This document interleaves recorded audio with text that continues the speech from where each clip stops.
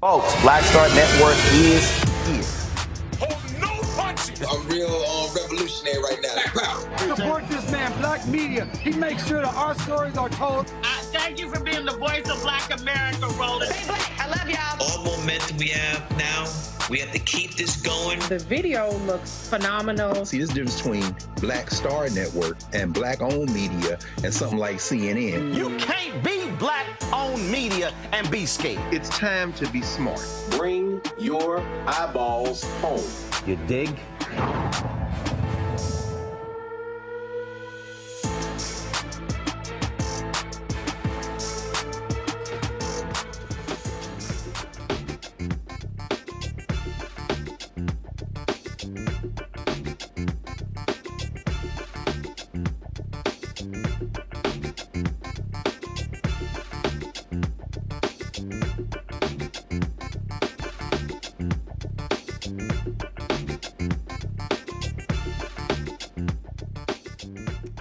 Folks, today is Wednesday, September 4th, 2024. Coming up on Roland Martin Unfiltered, streaming live on the Black Star Network. It is the 6th anniversary of Roland Martin Unfiltered, the 3rd anniversary of the Black Star Network.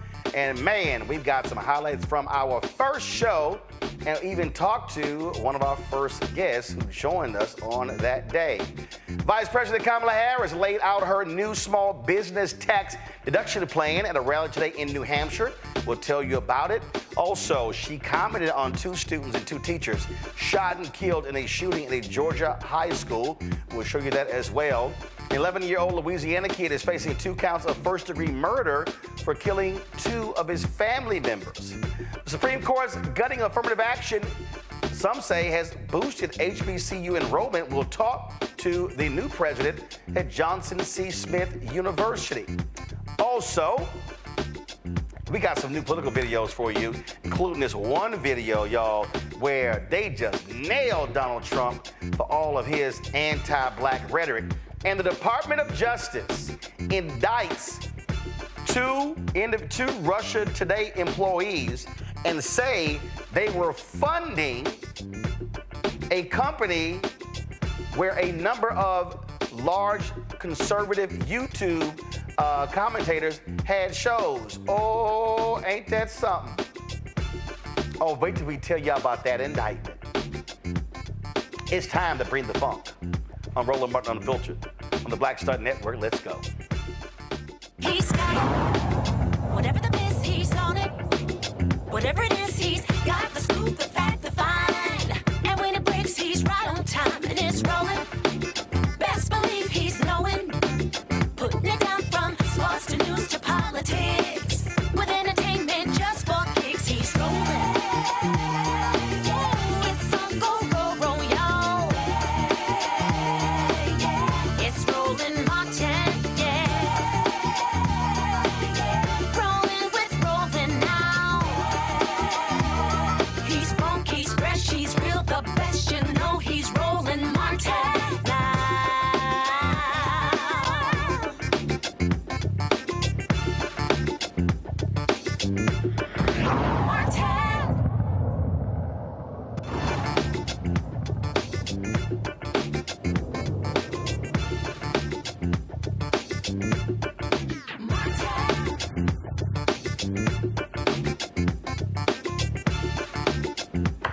Folks, 6 years ago, we launched Roland Martin Unfiltered, literally across the street from where we are right now. A lot of folks were like, oh man, this ain't gonna work. Black news is not gonna work. We don't know who's really gonna watch. Well, guess what? That wasn't true.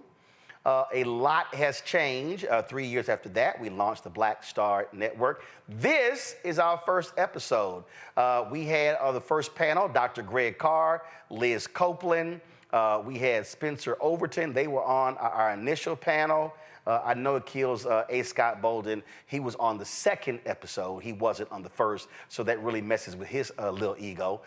He's on today's show. But it was, of course, fantastic. And listen, y'all, we didn't have much. Look, our studio We were in basically an open area there. I was on the board of 50 Can education group, and they were going to sublet. And I was like, hey, how about if we do this? And so we were able to get that space, 3 offices to do the show. And then, of course, we grew February 2021.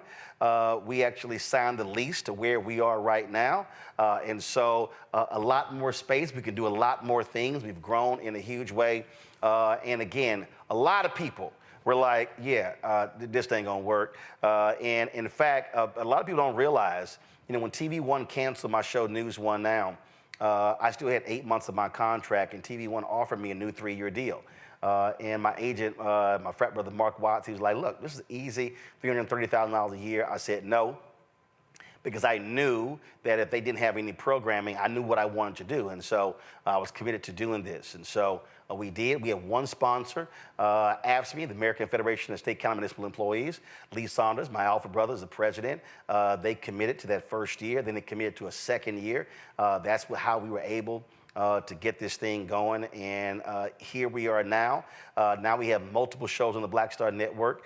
We had 157,000 subscribers when we launched. We now are close to 1.4 million. We have, I think we're over 30,000 donors. The first check that we got was from a 92-year-old black woman in Long Island, New York, who sent us $500. And we've had so many supporters backing us since. And so it has been a hell of a ride. Lots has changed. And so we appreciate everybody who's helped us out. And so all throughout the show, we're going to have a look back on some of the stories that we actually covered and things that we focus on. And again, our mission has been the same. Which of course is the lead, what's in the third paragraph of the nation's first black newspaper, Freedom's Journal, which they wrote on March 16, 1827. We wish to plead our own cause. Too long have others spoken for us. And then we have been upholding that mission. That has been our focus. And we will continue to do that as well. And so we'll be, of course, having different conversations, going back and forth, looking back to that first show. And in the next hour, we'll actually be talking with the attorney of Crystal Mason, the black woman who they are still trying to put in jail in Texas for voting illegally. Do y'all realize she and her attorney were on our first show? So 6 years later, they are still dealing with this issue. So we're going to talk to her in the next hour. First, folks, Vice President Kamala Harris was in New Hampshire today and introduced her expansion of tax incentives for small businesses. She presented a pro-entrepreneur plan in New Hampshire that may soften her previous calls for wealthy Americans and large corporations to pay higher taxes. This took place at the Throwback Brewery in Northampton, a women-owned business. The owners got support to open its current location through a small business credit loan and install solar panels using federal programs championed by the Biden administration. Here's some of what the VP said today in New Hampshire. One of my highest priorities will be to strengthen America's small businesses. And here I am in New Hampshire to announce a few elements of my plan to do that.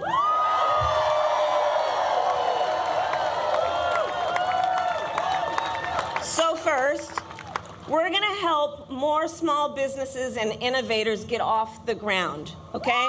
Now, I'm setting what some, I'm sure, are going to call a very ambitious goal, but you know what? I think we should admire ambition in each other.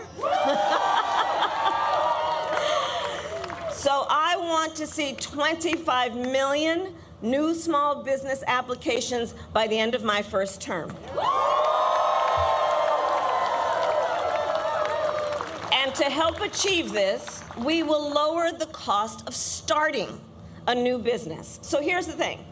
On average, it costs about $40,000 to start a new business in America. That is a great financial barrier for a lot of folks, and it can hold entrepreneurs back. And the current tax deduction for a startup is just $5,000, okay? So then you gotta make up the delta there. Gotta figure out how you're gonna do that. Not everyone has access to that kind of wealth and capital.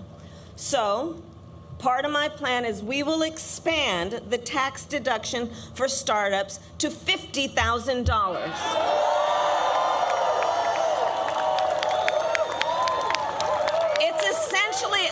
tax cut for starting a small business. Second, my plan will help existing small businesses grow. We will provide low and no interest loans to small businesses that want to expand, and we will, and this is very important, cut the red tape that can make starting and growing a small business more difficult than it needs to be. More difficult than it needs to be.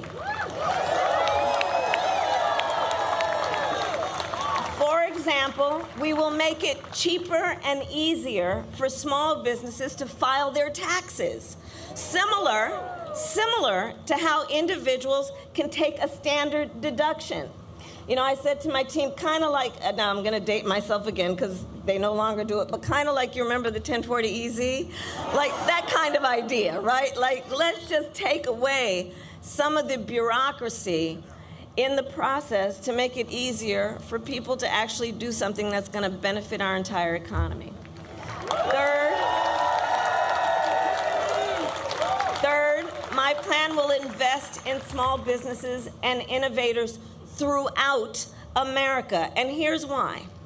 We know that talent exists everywhere in our country, from rural towns to city centers. But not everyone has access to the financing, to venture capital, or expert advice. It's not that they don't have the skills, it's not that they don't have the work ethic.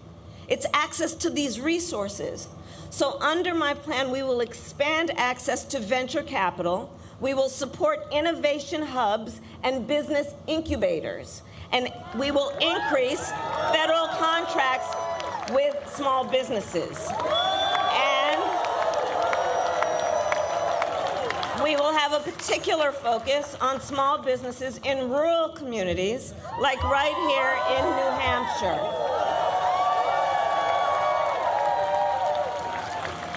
Finally, my plan will make our tax code more fair while also prioritizing investment and innovation. So let us be clear.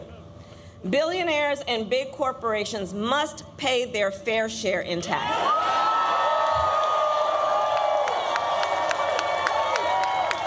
Because here's the thing, it's just not right that those who can most afford it are often paying a lower tax rate than our teachers and our nurses and our firefighters.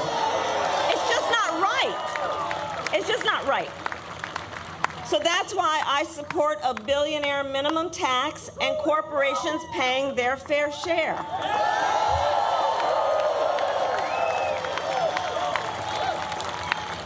And while we ensure that the wealthy and big corporations pay their fair share, we will tax capital gains at a rate that rewards investment in America's innovators, founders, and small businesses. So here's the detail.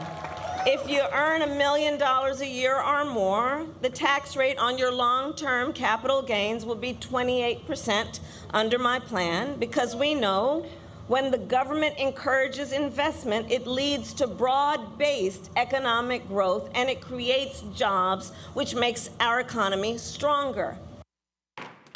All right, folks, let's talk about this with our panel. Rebecca Carruthers, Vice President, Fair Elections Center. Scott Bolden, of course, a lawyer here in D.C., and of course has worked with PACs with National Bar Association as well as the D.C. Chamber of Commerce. All right, glad to have both of y'all here. So here's the thing here, Scott, that I think is important. Look, you got your rich folks who are really upset with the proposals when it comes to capital gains, unrealized gains. You've got the Goldman Sachs report out today saying that the economic ideas of Vice President Kamala Harris will actually strengthen the economy, and those of Donald Trump will not. That's pretty damn good news for the Vice President. Yeah, absolutely. And for the Republican narrative and even some of the media narrative in regard to her not having a plan or not sharing her vision for economic recovery, she does two things really well. She says, listen, first, unlike Biden, first, I know prices are still too high. I know it's still too expensive to do business. But then secondly, she says, but these are all the statistics that you know we're doing. Eventually, it's going to touch you. So I like this small business proposal. I like the capital gains tax piece, because why would you overtax if you've invested and made $1 million or more from your investment? You want to encourage that investment. So as a former president of the DC Chamber of Commerce, that makes all the sense in the world, especially the small businesses. Listen, my clients who are large corporations, I've talked to several CEOs who happen to be clients of the firm. And I got to tell you, one thing they say is they don't really like Trump because of his personality and all the challenges that come with race and gender with him. But they say, listen, this just means we're going to go make more money. And I don't know one CEO or chairman of the board or entrepreneur that doesn't want to make more money. So I think this is a winning issue for her. Well, but the thing here, Rebecca, I mean, folks who are at the top of the economic food chain, of course they want to make more money, but then you also look at the policies and how they impact everybody else below that. You know, I think it's important to point out, especially for all those who are crying out for tangibles, with what would a President Harris administration looks like. You know what? This sounds like a tangible to me, because we know that the largest growing demographic of small business owners and entrepreneurs are Black folks, and specifically Black women. So this sounds like a policy that's targeted to make sure it's helping Black communities by making sure that those would-be small business owners have the opportunity to remove some of the financial barriers and some of the startup costs and sunk costs in starting a business. And then also for those who are currently small business owners, and just taking a step back, I believe the definition of a small business is a business that employs, I think it's 10 or less employees, Roland, or is it 50 or less? But I think it's 10 or less. No. It's even worse. A small business in the United States is considered 500 or less. Thank you. So it's 500. Yes, 500. Which that ain't a small business. But go ahead. Yeah. So with the definition of small business being a business that employs 500 employees or less, even for those existing businesses, it provides some additional relief for them as well. And we know the majority of Americans are employed by small businesses in this country. So not only does this help the business owners, it also strengthens those who seek employment from small businesses.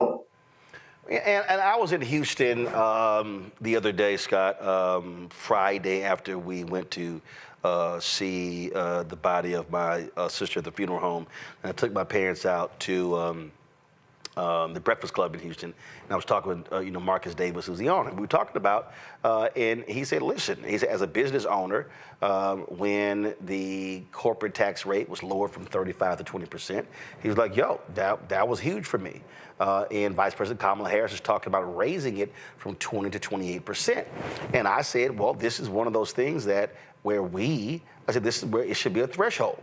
So there should be a revenue threshold that if your business generates, I don't know, 100 million or less, then 50 million or less, whatever number you want to give, then you pay a lower corporate tax rate.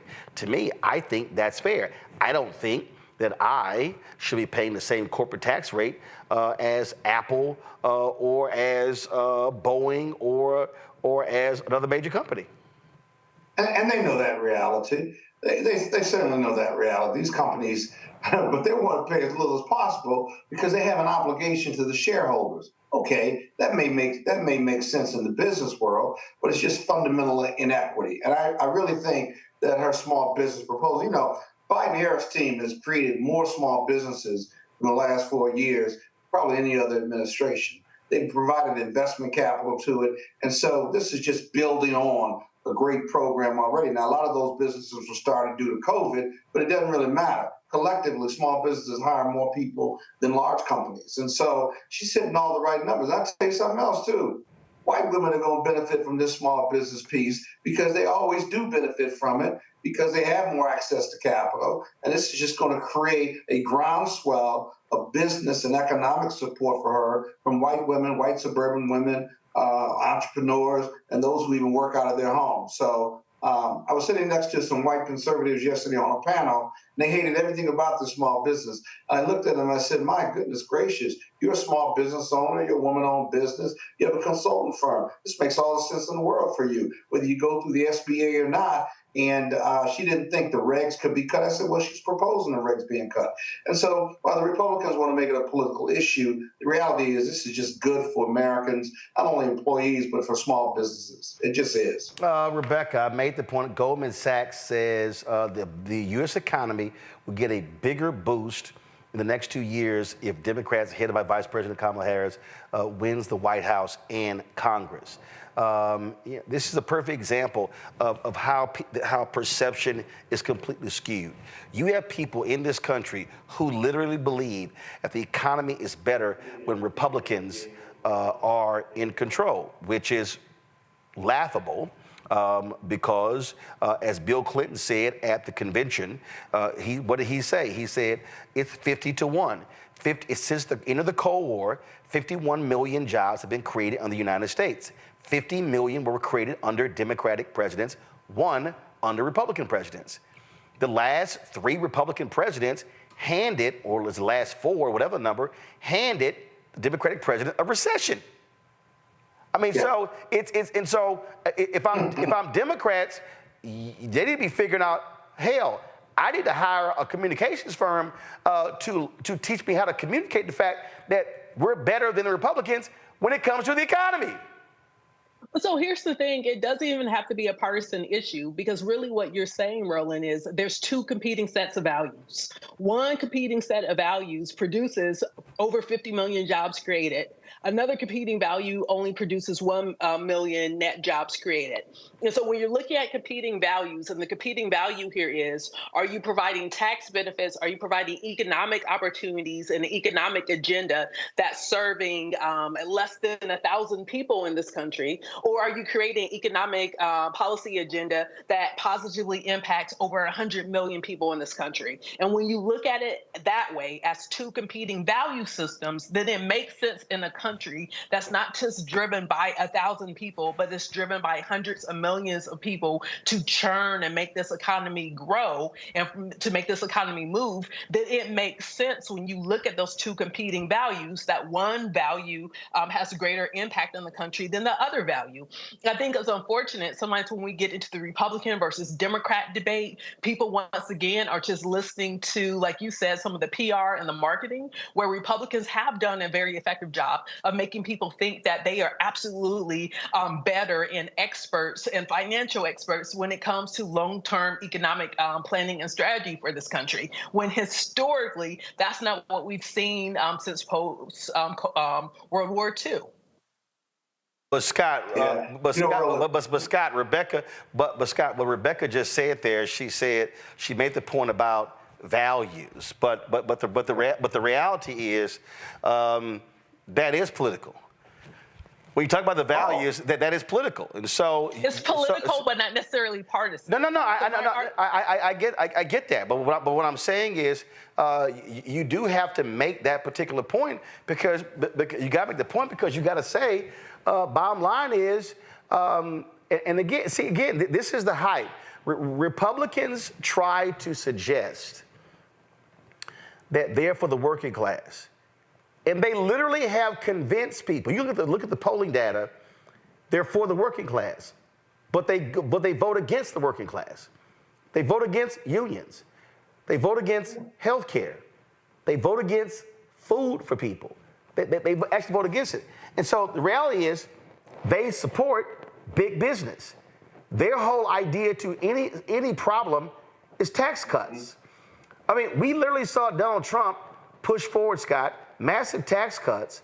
And he was like, the companies, the CEOs tell me they're going to use the savings for the employees. And the CEOs were like, no, we're not. No, we're not. The CEO literally said, we're going to do stock buybacks. That's what they said. And so what you're dealing with is you're dealing with one party that has successfully marketed themselves as being great for the economy. And when they say great for the economy, that means making rich people richer, as opposed to helping regular, ordinary people, which is Democrats, And that actually helps them. I got some dude sitting here emailing me talking about, oh, how great Trump was for the economy, and in the hood, we had money in our pockets, and man, people were hustling, and he in LA, things were great. And I was like, no. If I recall, we was in a recession from 2009 to 2011, and that was the Obama-Biden economy, which they handed Donald Trump. And then, and then he was talking about, well, opportunity zones, and I was kind of like, no, you didn't benefit from opportunity zones, and you can't even find a single report that actually shows that. And then I said all the stimulus money that went in folks' pocket. I mean, so he was giving all this credit to Trump, and I'm like, that's a lie. And again, they have successfully marketed themselves as being brilliant minds when it comes to the economy, and they've always tanked it. Yeah, but you being too kind to them about their marketing skills. So just call it disinformation, because in the last 40 years, that statistic you said, where it's been 50-1, and the Republicans have given us a recession economy. Well, guess what? In the last 40 years, the Democrats have done something else. We gave them a stronger economy than they gave us. It makes absolutely no sense. Oh, and by the way, add this to that statistic. Then the Republicans, with their disinformation, they criticize the Democrats for not fixing their shit. That's all you can say. and then they run on it. I mean, they're incredible disinformation squads. They just really are. I tell you another piece of disinformation, right? Because you should repeat that statistic, Roland, throughout the show. But you know, another piece is they're against entitlements. Who are the top 10 entitlement? Top 10 states that I read, they get the most entitlements from the federal government. You can name them with me. Go right ahead. Arkansas, Alabama, Mississippi, Louisiana, that's Florida, West Virginia. Oklahoma. You can stay West Virginia. You can stay south. South Carolina. South Carolina, North Carolina. We're almost at 10. And statistically, it makes no sense. So not only is there disinformation to America and to the media, but their disinformation is to their own voters, right? They don't vote their interest, and yet these cats who vote Republican, men and women, are just diehard Republicans. And I think it's rooted in race and gender when it's all said and done, the whole white fear thing and what have you, because they're the majority white party and the Democrats are a rainbow coalition.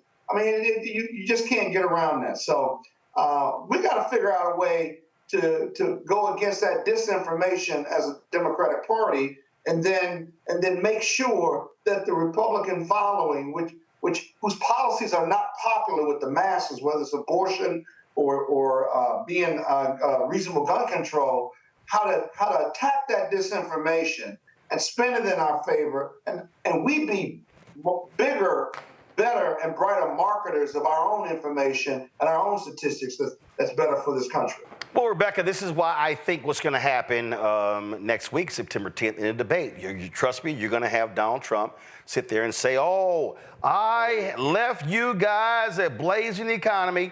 And that's when VP Harris goes, really? 16.9% unemployment. Oh, the reason gas was so low, Donald Trump, because nobody was driving because of COVID.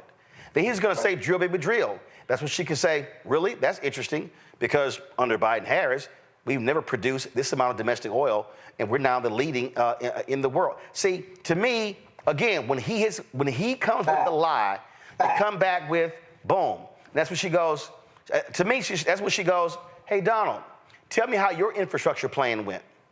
Because you had 4 years of infrastructure week. Last I checked, Joe and I passed a $600 billion infrastructure bill, building projects all across the country, the largest amount of infrastructure spending since Eisenhower was president. Did you do that?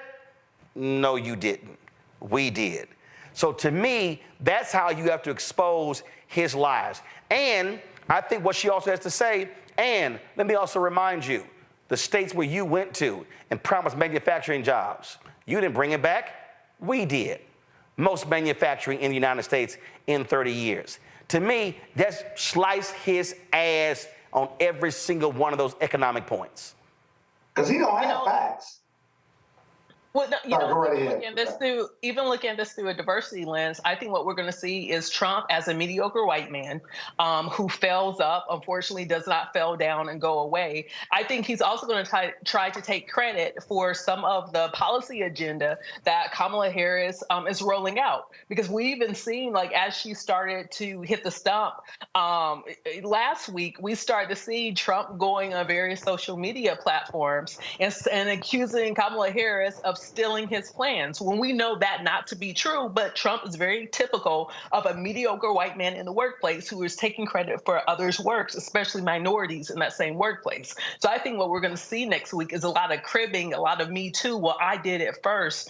And, hopefully we'll see the vice president punching back, but also in a way where the American public understands what's going on and they're moving past and not listening to the media, especially the media that's criticizing Kamala Harris for allegedly not having plans. Hopefully the voters will hear from her directly and tune in and understand, hey, she's the one with a plan. She's someone who has a track record versus this other person really doesn't have a plan other than to continue grifting and to make those around him rich. Again, to me, that has to be the posture next week, Scott. That is, every time he lies about the economy, come back and say, that's a lie. That's a lie. That's a lie.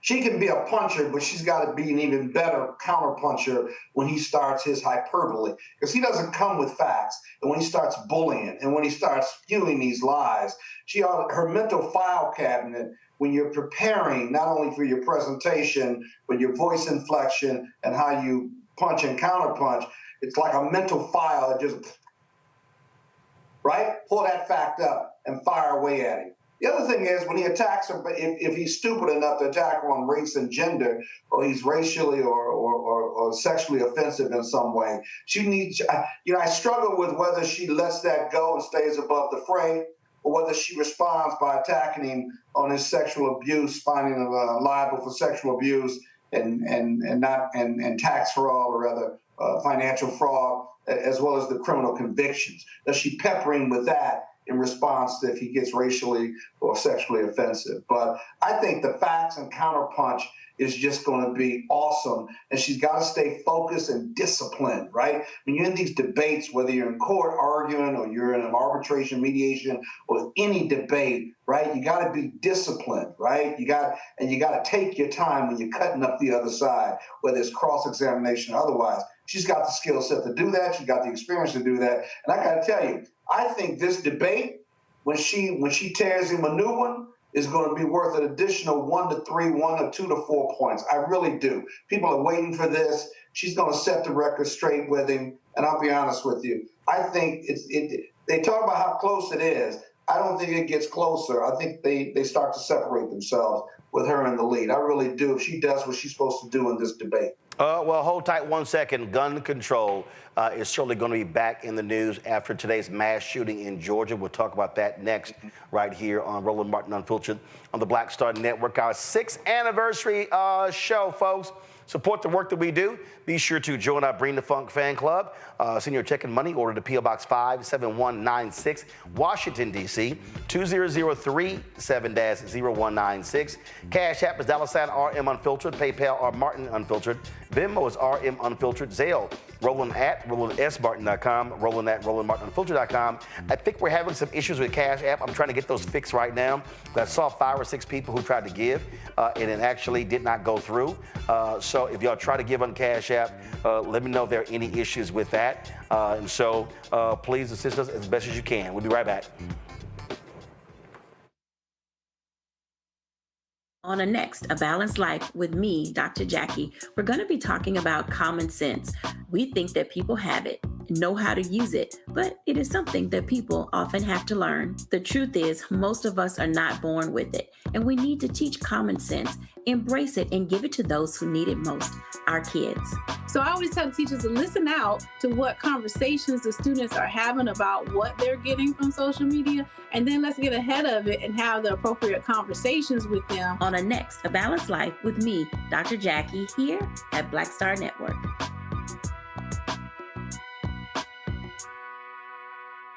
Me, Sherry Shepard with Sammy Roman. I'm Dr. Robin B., pharmacist and fitness coach, and you're watching Roland Martin Unfiltered.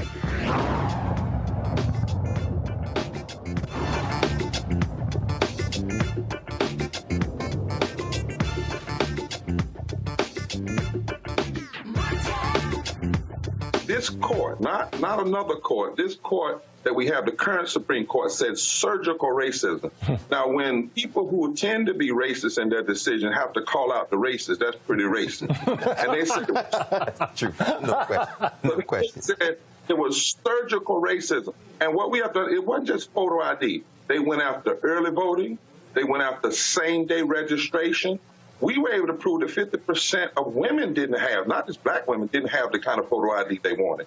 That it was impacting older people. One lady was over 95 years old, and it would have stopped her from voting, and she's been voting for 60, 70 years. But all of this is because, Roland, at the end of the day, the greatest opportunity is in the South. Southern states are really not red states or blue states. They are non-voting states. If you build black people and progressive whites and brown people in the southern states, you can turn about 5 southern states right now: North Carolina, Virginia, South Carolina, Georgia, Mississippi, Florida, and even Texas. If that happened, the whole political concepts have been torn apart. The solid South is down. The wall has been broken.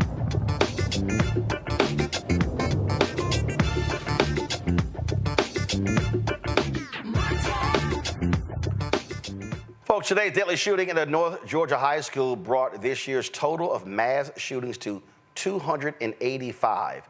4 people, 2 students and 2 teachers, were killed at Apache High School in Winder, Georgia, northeast of Atlanta. According to the Georgia Bureau of Investigation, the suspected shooter is in custody. Vice President Kamala Harris called today's shooting senseless and said it doesn't have to be this way. Before I begin, I do want to say a few words about this tragic shooting that took place this morning in Winder, Georgia. We're still gathering information about what happened, but we know that there were multiple fatalities and injuries. And, you know, our hearts are with all the students, the teachers, and their families, of course. And we are grateful to the first responders and the law enforcement that were on the scene. But this is just a senseless tragedy on top of so many senseless tragedies. And it's just outrageous that every day in our country, in the United States of America, that parents have to send their children to school worried about whether or not their child will come home alive. It's senseless. It is, we've got to stop it.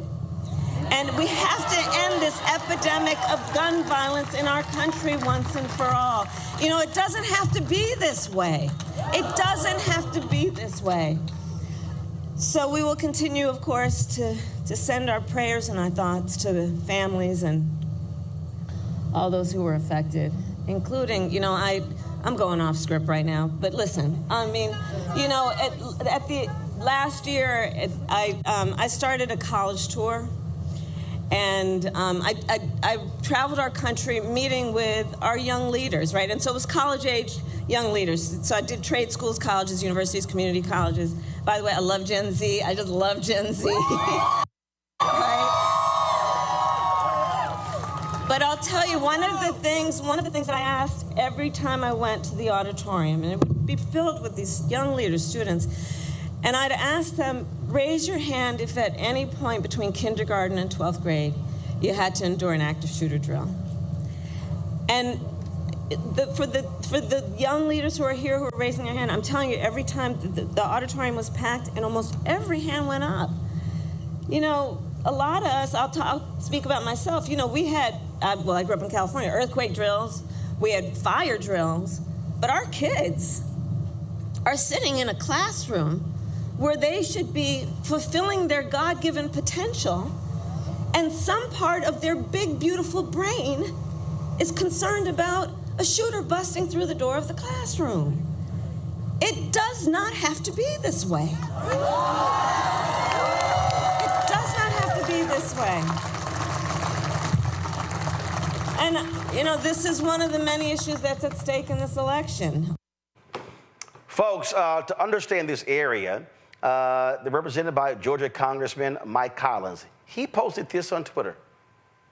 Leanne and I are praying for the victims, their families, and all students at Appalachia High School in Barrow County. We extend our gratitude to law enforcement for their swift action to secure the school and get the shooter in custody.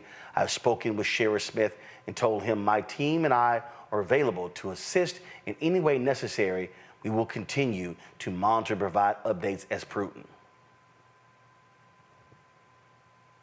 This is the same Mike Collins who released this ad in 2022. Hey, Mike Collins here, your pro-Trump America First trucker, running for Congress here in Georgia 10. Well, I understand Joe Biden was in town yesterday to talk about our elections. It seems that he and Kamala Harris called anyone who disagreed with the federal hijacking of this election a racist. Well, Joe, I got some news for you. Let me tell you what Georgians really believe. First of all, you count the legal votes that were cast in the state of Georgia, Donald Trump won this state, period. Number two, get rid of those voting machines. Go back to paper ballots once and for all. Number three, get rid of those ridiculous drop boxes across this state that the Democrats use to stuff the ballots and steal our elections. Number four, let's go to national forensic audits in every election cycle across this country. As a matter of fact, it's one of the first bills I'll introduce when I get to Washington. You see, Georgians are sick and tired of weak-kneed, spineless politicians who won't fight for Trump, get to the bottom of 2020, and fix our elections. Well, if they won't do it, Mike Collins will.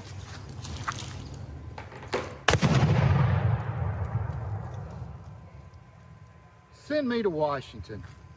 I'll fix this election. I'll get to the bottom of 2020, and I will fight for Trump's America First agenda.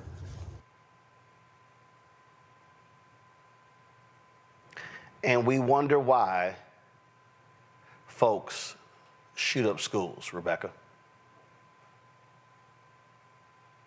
You know, when I saw this story, I Googled to figure out exactly where was this Winder, Georgia is. And I saw that it's about 50 miles from downtown Atlanta.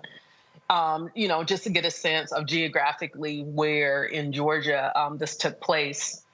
And even listening to how Vice President Harris was talking about the experience of Gen Z and their experience of having to do these mass shooter drills. And I think we talked about this during the broadcast in Chicago, that one of the things that is a hallmark of the millennial experience, especially people like me, I know y'all say I'm not a millennial, but I'm an elder millennial, is that I remember still being, K through 12 when school shootings went from those, East Coast or West Coast gang shootings to now Paducah, Jonesboro, Littleton, Colorado. When those things start to happen, that was really a big demarcation between what is a millennial versus a Gen Xer. And so now understanding all of the trauma that Gen Z and then even now Gen Alpha is going through because of this country's inability of dealing with this crazed behavior and this gun culture. And, I support people's right to have firearms, but I also know that we still have to put limits around 2A because having folks, and especially these young people who have access to these war machines, these killing machines, to turn around and do these mass shootings. And it used to be like once a year, twice a year, but now for this not to just be monthly, but for it to be weekly. And as it's going towards like a daily happening, at some point, this country has to say enough is enough. And even, I know people have argued and said that, 2A is what protects people from the tyranny of the government. But what we're seeing is that 2A now is making people afraid to be able to live their life, to be able to go to school, to go to work, to go to church. And, finally, enough is enough. And I do think this is now going to become such a critical voting issue. And I think we're going to start to see in different segments of the country where this even transcends partisanship. Because when when people's close loved ones are getting killed and there isn't an adequate response from our government, that's going to trump red versus blue. And so at some point, we thought Sandy Hook was going to be the tipping point. It was not. But at some point, I think we're going to start to see local officials elected, and they're going to start to be able to run in this particular issue. Like when we see what's happening in Tennessee, if Tennessee's veto-proof supermajority gets busted, it's probably going to be around the gun issue, because that's the issue that's really moving some of these voters who are independents, nonpartisans, or in the middle, because the idea of being shot and killed indiscriminately, it now can happen to anyone. It's not just an inner city problem. It's not just a poverty problem. It's not just a quote unquote Black problem or Hispanic problem, but it is an American problem. Well, Scott, it's going to take these white women to step up, like we saw this in Tennessee, to change this. Otherwise, you're going to have these shootings in Georgia, in Tennessee, in Texas, and they're going to keep voting for Republicans who do nothing about the problem. We all know the problem. We got to get it fixed. And I want to talk about, and I want elected officials to start talking about solutions. There are 387 mass shootings in America so far. That's not weekly. That's daily. That's more than one a day, slightly more than one a day. The leading cause for the death of kids and children in this country is now gun violence. And still the NRA exists. And still Republicans don't want reasonable gun control. We forfeited the lives of those children because of our love of the NRA and our love for the Second Amendment, that it is worth killing our most innocent population to keep hold of our guns and to keep hold of the NRA. We ought to be ashamed of ourselves. I'm tired of being tired of these shootings and stuff. We hardly report on them. We haven't even reported on 387 shootings. So, there's blood on all of our hands. We need to do something about it. If with this crisis, wouldn't you want to do something, anything that would stem the tide of gun violence? Even if it was directly or indirectly, you do it, right? I own 10 guns. Robert's not on, probably owns 20 or 30, who knows, right? And yet we're both responsible gun owners. And yet and still, white America, primarily, white America says it's okay, essentially. I'm sorry. Just looking at evidence and empirical data, it's okay to kill our young people. Yep. To take our guns, and because we love guns and Second Amendment and NRA. Gotta stop, man. And it's not gonna stop. You're gonna report on this next week, and next week, and you're gonna report on police brutality too. Because we have a culture of violence, and we don't care. Indeed. Well, we care, but the question is, will these white conservative folks actually care? All right, we're going to go to a quick break. We're going to come back. The Supreme Court, of course, they knocked out affirmative action in college admissions. A couple of things. Wait till I tell y'all what happened to Asian enrollment at Yale.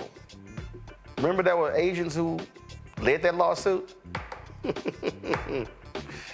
They effed around and found out.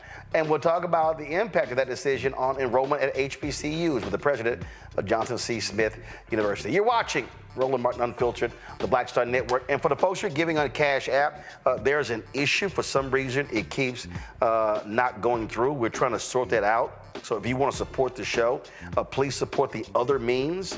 That is, you can put it up, please, PayPal, Venmo, and Zelle. So we're trying to figure out, we're in contact with Cash App right now to figure out what is going on with Cash App on this, and why they're not processing our donations. A number of you have tried to give, looks like upwards of $3,000, and for some reason it's not going through. So you can support us on PayPal by going to paypal.me/Roland R. Martin Unfiltered. PayPal.me/R Martin Unfiltered. Venmo is Venmo.com/RM Unfiltered. Zelle, Roland at RolandSMartin.com. Roland at RolandMartinUnfiltered.com. We'll be right back. on the next Get Wealthy with me, Deborah Owens, America's Wealth Coach, I'm sure you've seen all those commercials about reverse mortgage and how easy it is to get more money in your pocket. Well, this woman that you're going to hear from knew it was too good to be true, and because of it, she now has 7 figures in net worth. You know, wait a minute. This house is really valuable, and further, you can get money out of it to help you, and more importantly, you can keep your home. That's right here on Get Wealthy, only on Black Star Network. I am Tommy Davidson. I play Oscar on Proud Family, Louder and Prouder. Right now, I'm rolling with Roland Martin, unfiltered, uncut, unplugged, and undamn believable. You hear me?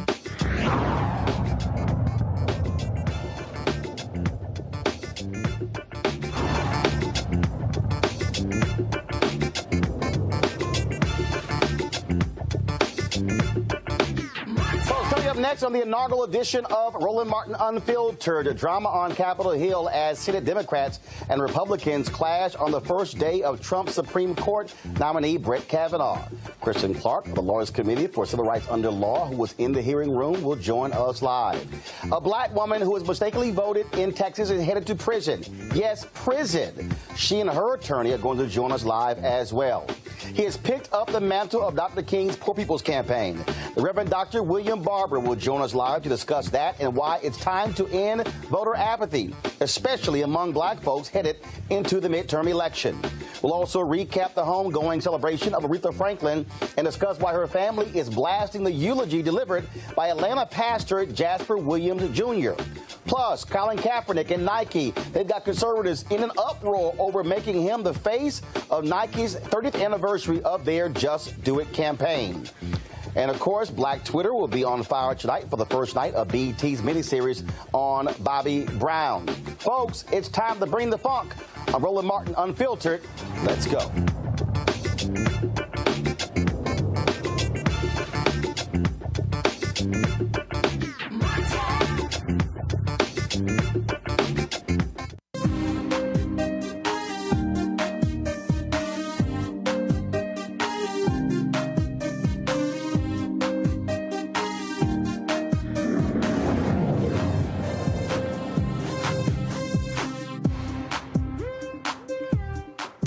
Folks, since the attack on diversity, equity, and inclusion at college and universities across the country led to the Supreme Court ruling race could not be used in college admissions, you have seen enrollments surging in HBCUs. But they were actually surging in HBCUs even before that Supreme Court decision. What's going on? President of Johnson C. Smith University, Dr. Valerie Kinlock, joins us right now. Glad to have you here. First of all, Doc, so you say that Supreme Court decision is what is the reason for Johnson C. Smith's record high enrollment? I mean, there are many reasons. And first of all, thank you for having me. But there are many reasons for a record enrollment. We are here at Johnson C. Smith University, founded in 1867. And in part, it is because of the Supreme Court decision that says we're not going to continue to support affirmative action. And we have lots of people who actually should be in universities, particularly Black people in this country, who now feel as if they cannot attend because they might not get accepted. But let me be clear. Historically, Black colleges and universities in this country have always prepared Black and brown folks for excellence and success in the world. And a Supreme Court decision is not going to stop us from doing that. But it does help us when we talk about our enrollment. It does help us when we try to elevate our academic enterprise and we prepare students for success. And that's what we're seeing here at JCSU. What is your enrollment this year? So currently we are at 1,300 plus students who are registered and cleared and who are here taking classes, whether they are first-time students, transfer students, returning students, adult students. And so last year we were sitting at 1,100. And so we're seeing about 1,300, 1,314 currently as of today. What is your capacity? Hey, my capacity is what we need it to be. I want to get 1,600 students. First of all, when I say capacity, the reason I say that is because what we've seen, Tennessee State, Florida A&M, Morehouse, Spelman, Texas Southern University, that because of the increase in applications and enrollment, you got to have facilities. And so a lot of these folks have had to rent hotel rooms and things along those lines. And so when I say capacity, like for instance, Fisk University, they had a capacity number. Their numbers dropped big time, but they're like, well, hey, this is what our capacity is and how we can go beyond it. So from a facility standpoint, from a dorm standpoint, what is your capacity for students on campus? And then what is your goal to be able to get to that and actually expand it beyond that? That is a great question. So currently we are at capacity at 1314. We are at capacity. The goal, however, is to revitalize our residence halls. We have a large residence hall that unfortunately is offline that has the capacity to hold at least 235 more students. And so my goal is to work at ensuring that we open that residence hall, we renovate it, and we provide space for our students to be here. Now, where do I want to go? I want us to get to 1,600 or more. Historically, we've hovered around 1,400, 1,410, but I believe that if we have our residence halls where they should be, we would be able to have more students coming in to our university. And so, I asked that because I've talked to so many other presidents, and good problems lead to bad problems. Oh, yeah. And also we talk about growth. I remember having this conversation with Dr. Van Newkirk when he was at Fisk. He's now in Wilberforce. He also was trying to explain to the Board of Trustees there. Folks kept talking about, new dorms. He was like, yo, slow down. We can also expand university enrollment by folks who want to go online, who want to be a part of Fisk University, but who may not be able to afford to come to Nashville. They can still go online. So when you look at your projections, what does that look like? Do you have students right now that attend Johnson C. Smith online? And if so, how many? We have a few. We are not offering a real online experience at the moment. What COVID did to so many HBCUs and so many universities, if not all of them, was to force us to pivot by using Zoom. Zoom is what it is. But when we talk about online education, we are trying to create a platform by which we can deliver better online educational experiences. We have some of our classes that are doing very well online. But the reality is exactly what you just said. When we talk about capacity, we have to be able to have hard conversations with our Board of Trustees, with our faculty and our staff about if we are going to increase enrollment, we do that by having housing available for students to live on campus. We are a residential campus, and we need to have adequate housing for our students. At the same time, we need to think differently about the population of students coming into the university. We don't just have 18-year-olds. We have adult learners. We have students who are returning to the university campus, and we also need to have an online population of students. And we can get that done here, but we need to talk about the space that we need available, whether it's online and in our residence halls. And that's urgent. That's really urgent for many HBCUs.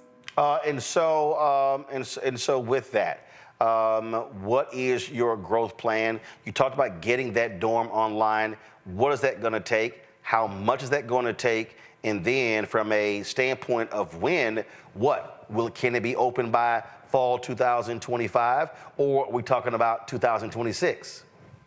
All right, so what I'm talking about is fall 2025 is my hope, is my goal, and yet it takes funders to be able to see the value of investing in facilities infrastructure. And it's not the sexy thing. It's not the thing that people want to invest in, but it's the thing that will support our students and get us our enrollment. But what's the number? But what's the number? That we'll have it. But what's the number? In order to bring that dorm back online, what is it going to cost you?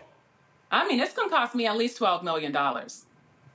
In order to bring that... in order to bring it back online and have full capacity with every room renovated with the spaces that we need and with students who are able to occupy that building in its entirety. And so what is the tuition for a year for a student at Johnson C. Smith? Tuition and room and board for a year. Just give me a ballpark number. What's a ballpark number? Trying to figure that out right now. I got my colleagues here. What's the ballpark number? I mean, tuition can be like $20,000. We're private. Right. And yet we have tuition discounts like many universities do. And we have currently moving from 1,100 to 1,300 students. And so that's what it is at the moment. Got it. Before I go to Scott and Rebecca with questions, what would you say are your 3 main majors in terms of what are you focused on that gets students to come to Johnson C. Smith? Business and business administration is definitely a top major, including anything in business, finance and management in particular. We also have STEM. We have a great STEM program, a college of STEM and professional studies. We have a master's in social work. I mean, those programs get our students to come. We're in Charlotte, and Charlotte is one of the top destinations for people who want to think about corporate America or businesses, marketing, finance, the healthcare industry. And I believe that those are the areas that will continue to drive this economy, but also those are the degrees that students, for the most part, are coming to actually study at Johnson C. Smith University. Now, I would not be fair if I only talk about those majors. I also have to talk about the liberal arts. We have students who come here and who want to be political scientists. They want to be the next governor or senator or U.S. president. So they're studying political science. We have students who are also coming here who want to do music education. And they can combine music education with business to have a robust experience. And so those are some of our top majors. And apologies to my faculty if I missed any of them. Questions from our panels. Rebecca, you first. Thank you so much for your leadership. So I lead a national voting rights organization, and we have the largest C3 civic engagement for campuses in the country. We do a lot of HBCU work, including North Carolina. We were on your campus in 2023 where we hire students. They work with administrators to make sure that there is a plan for civic engagement. I don't think we have a student yet on your campus this fall, and I want to hire a couple of your students to work with you and your administration to help organize civic engagement, everything from voting, but then also to make students more active. Because when students are active in that way, they have better academic success. So can I work with you to hire 1 or 2 of your students to do some great work? That's a definite. That's an absolutely you can. And let's actually exchange contact information so that we can be in touch directly. And the reality is, if we don't have a student yet, which you said we don't, then we need to. And I'm committed to making sure we have at least 2 or more students who are participating. We just had a meeting about voting and turning out the vote, coming out and supporting Black voter participation, but also talking about civic engagement. And this is the work that we should be doing. So I am committed to this. Absolutely. We are C3. We're working on the majority of the HBCUs in North Carolina with North Carolina Black Alliance raising the bar. So I look forward to working with you offline. I would love to. Thank you. Scott. Hey, Doctor. Scott Bolden here. Appreciate your leadership. I happen to sit on the Board of Trustees for Morehouse College, and I chair the governance committee. That growth issue is a tricky thing. I live with it with Dr. Thomas and Chairman Willie Woods, but I will say this. Here's my question.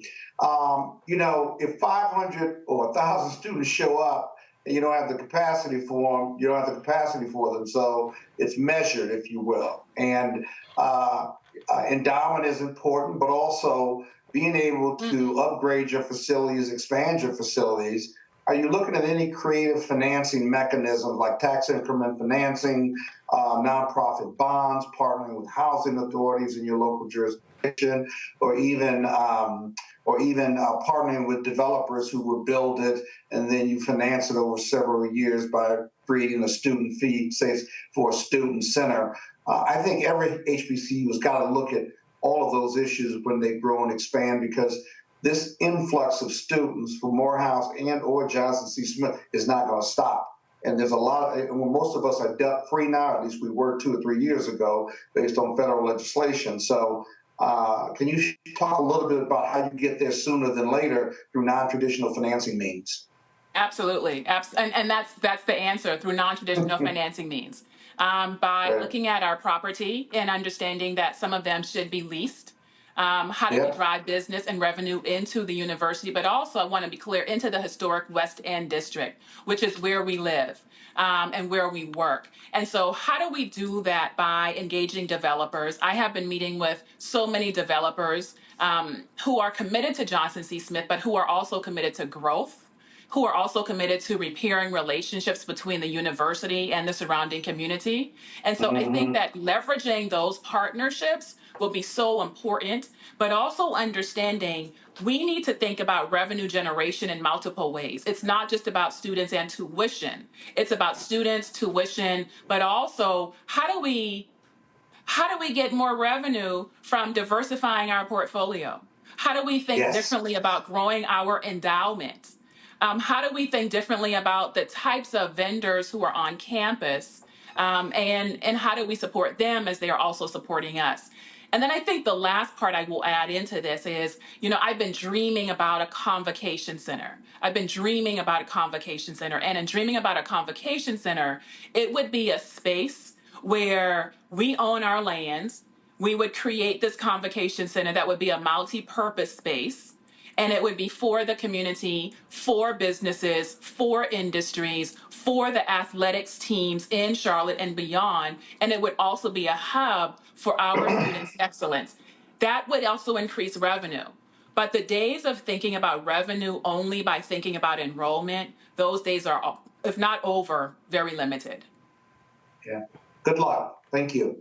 I appreciate that. All right, then. Well, Doc, we certainly appreciate it.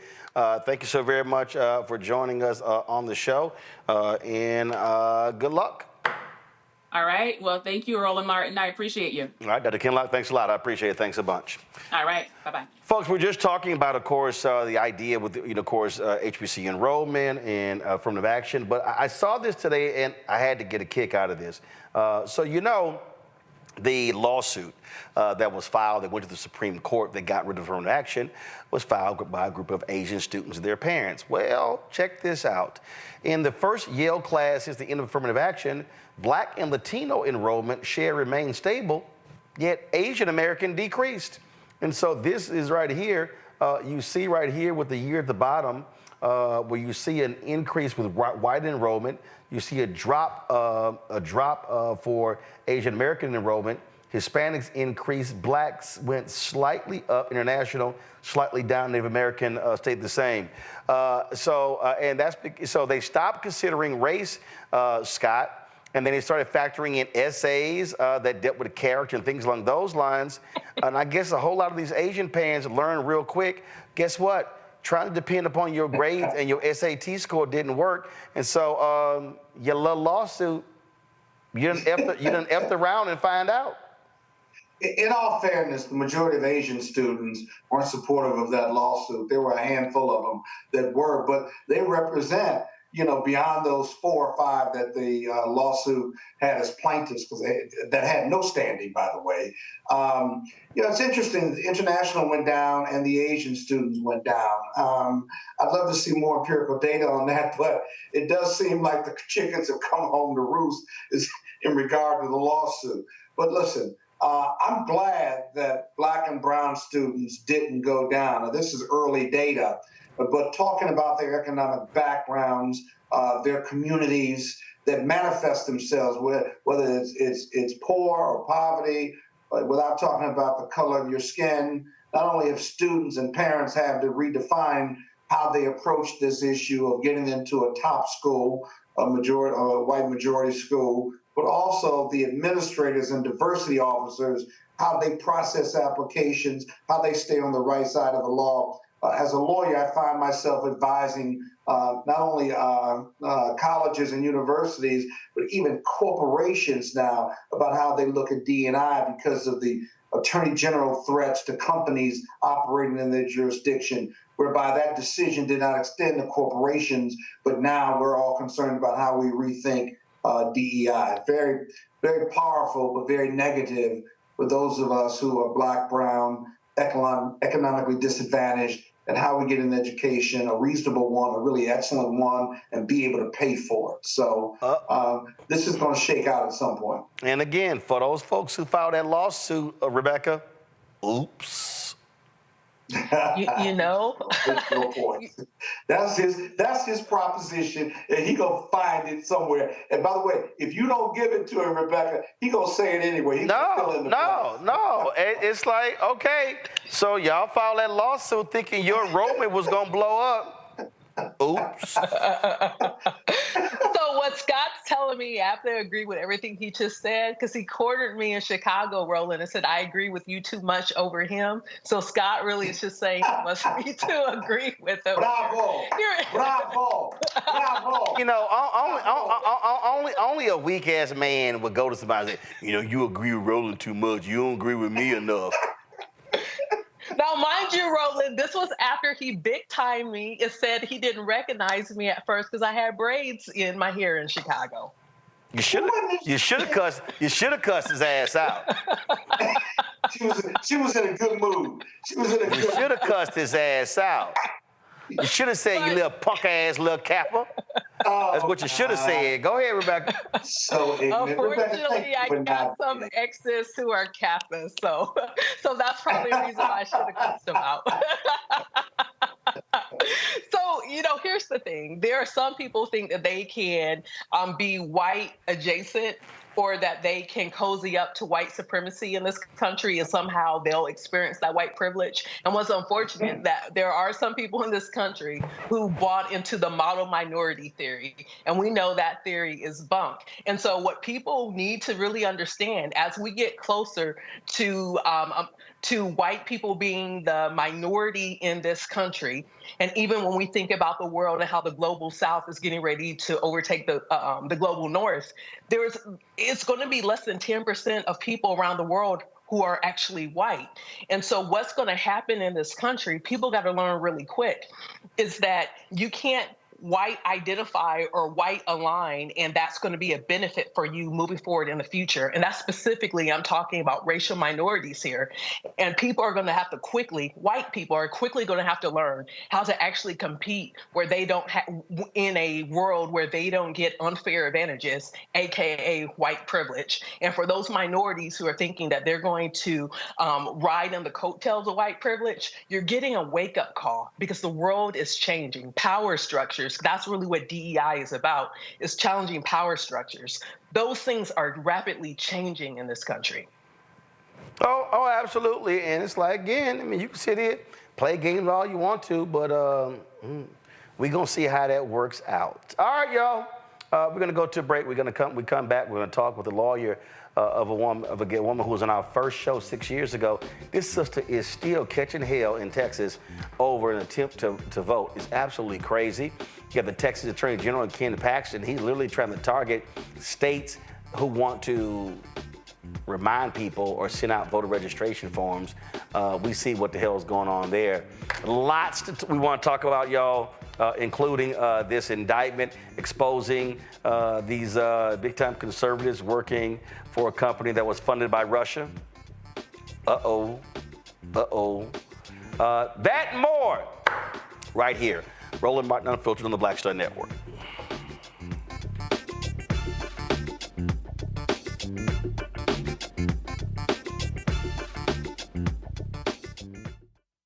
On the next, A Balanced Life with me, Dr. Jackie, we're going to be talking about common sense.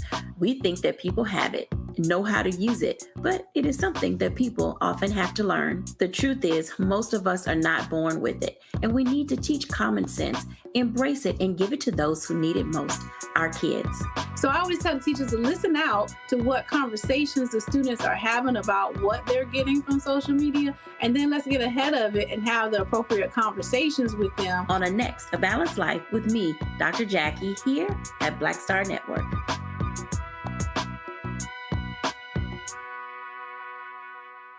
Farquhar, executive producer of Proud Family. Bruce Smith, creator and executive producer of The Proud Family, Louder and Prouder. And you're watching Roland Martin Unfiltered.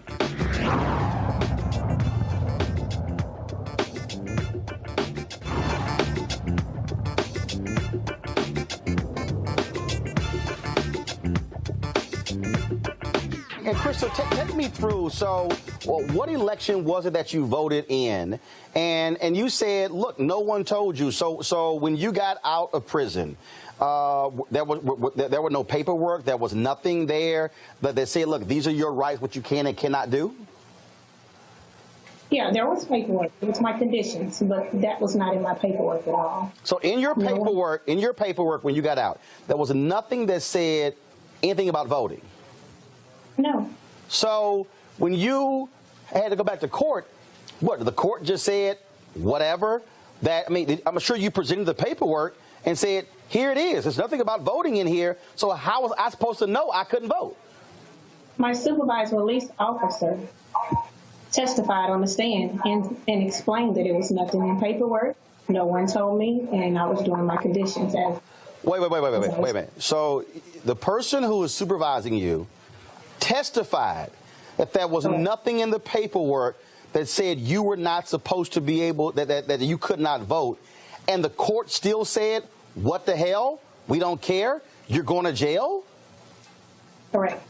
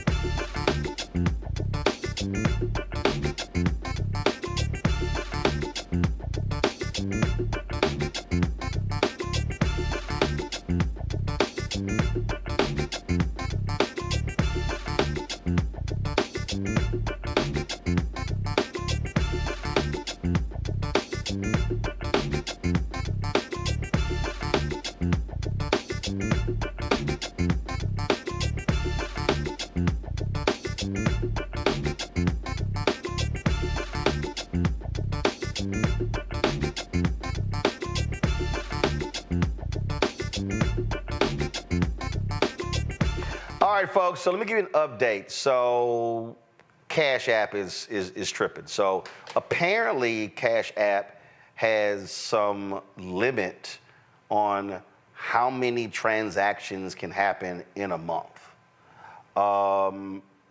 which is sort of weird because the month just started. So we don't know what the hell's going on. So I just checked, and about 20 or 25, actually about 30 or 40 of y'all have tried to give on Cash App today, and it's getting rejected. And so I was on the phone with them trying to figure out what's going on. So it's not a dollar amount, it's literally the number of transactions. So we don't know what's going on. So we're trying to get this thing fixed right now. And so if you have other forms, if you want to support Roland Martin Unfiltered and you have other forms, if you have PayPal, Zelle, or Venmo, you can support the show. I'll let y'all know when this gets fixed, but this is weird. We've never experienced this before, and so many people want to support us on our 6th anniversary, so we're not sure what's going on. So I'm on it. I'm trying to get it fixed, and so again, you can support us on PayPal. It's paypal.me/R Martin Unfiltered. Venmo is RM Unfiltered. Zelle, our emails, roland@rolandsmartin.com, roland@rolandmartinunfiltered.com. So those are the emails. Those are the other ways: PayPal, Venmo, Zelle. And again, we're going to try to figure out what the hell is going on with Cash App. But we don't know. But it's rejecting our users for some reason. And in fact, I just sent an email to someone actually showing them exactly the impact of this. And I'm going to pull this up in a second. And so here's a perfect example. This is I made this video here. This is the number of transactions that were actually blocked. That were actually blocked in our Cash App. All of those because whatever this glitch is. So we'll figure out what's going on, and then we'll send those folks an alert once we actually get this thing fixed. All right, folks. 6 years ago, on our inaugural show, we had on Crystal Mason and her attorney talking about this case. Her attorney, Kim Cole, out of Texas. Now, this is a sister who tried to vote. The vote was never counted. She found out later that she could not vote after serving in federal prison. But the Tarrant County DA have been going after this sister, y'all, for I think it's now going on, this is the 7th or the 8th year. So understand this. She was on our first show in 2000, 6 years ago, y'all, 2018. She was on our show last year, our 5th anniversary show. Here we are still talking about her case on our 6th anniversary show. And now the Tarrant County DA, they want the appeals court to review the last decision where they basically were like, okay, end this mess now. Her attorney, Kim Cole, joins us right now. And Kim, it is insane that we're still talking to you. It is utterly insane that Crystal tried to vote. The vote was not counted. As a result of them charging her, she had to go back to federal prison to sentence her term. They extended her federal parole, her supervised release, I'm sorry. This has impacted jobs, her family, housing, all of this. And even after it goes through the Texas Appeals Court, this racist DA is, oh no, we're going to appeal this, and still trying to go after her, holding her accountable. And it's like, dude, which election was this? What year was it that this actually happened? 2016. So we're in the 8th year. Mm-hmm. This is just insane. It is absolutely insane, Roland. And first of all, congratulations. Second of all, we're here. Crystal was accused of voting illegally in the 2016 presidential election. We are looking at a new election 8 years later, and even though the Court of Criminal Appeals has the Second Court of Appeals has sent Crystal's case back down to the lower court for her to be acquitted and for her conviction to be overturned, the Tarrant County DA is still beating this dead horse and still pursuing these trumped up charges, yes, pun intended, of voter fraud. They did not prove their case. The Second Court of Appeals said that they did not prove that Crystal knew that she was not eligible to vote. And here in Texas, felons do have the right to vote. However, they have to be done with any jail time and parole or probation. So Crystal didn't know that by her being on federal supervised release, that she was not eligible to vote. And in Texas, the law requires that an individual know that they're not eligible and vote anyway. That is the crime. It's not in voting and you don't know that you're not eligible. It's in voting or attempting to vote while knowing that you're not eligible. And that was not the case here. The Second Court of Appeals agreed, and now the Tarrant County District Attorney has appealed to the Court of Criminal Appeals. And since we last spoke, Roland, the Court of Criminal Appeals has actually agreed to take this case on yet again for another ruling. I mean, so it's like so the Court of Criminal Appeals already ruled, and now they're appealing, and then now they're going to take this on again. Yes. So what happened the first time? Okay, Crystal was convicted. We appealed it to the Second Court of Appeals. They upheld Crystal's conviction, and we appealed it further to the Court of Criminal Appeals. Well, the Court of Criminal Appeals looked at the Second Court of Appeals opinion and said, you guys didn't apply the correct standard here, so you might want to take a second look at it. So they did. And they reversed their initial decision, and they remanded Crystal's case back to the original court for her to be acquitted. Okay, hold on. I'm sorry. Okay, hold on. I'm sorry. So the Second Court of Appeals upheld the conviction. Yes. Then it got appealed to the Texas Court of Criminal Appeals. They kicked it back down and said y'all didn't apply the law. And then when they kicked it back down, then the Second Court of Criminal Appeals said, oh, you're right. And so then they kicked it to which court? Back to the original trial court. They reversed her sentence.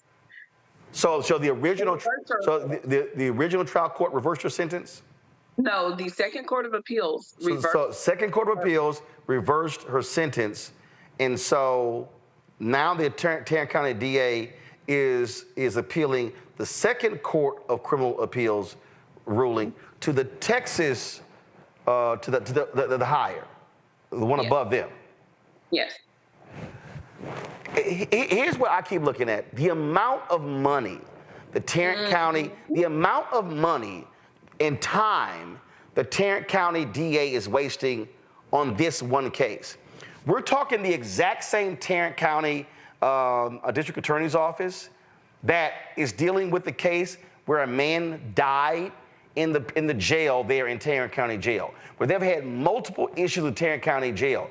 You're spending this amount of time, 8 years of time and money on one woman and one case, as opposed to, okay, it gets overturned, you move the hell on. Here's the reality: you want her to serve jail time. She actually went back to, when she went back to federal prison, how much time did she serve? She was sentenced to 10 months. And so, I mean, she was sentenced to a year, I believe, and she served 10 months. Okay, so she had to go back to federal prison.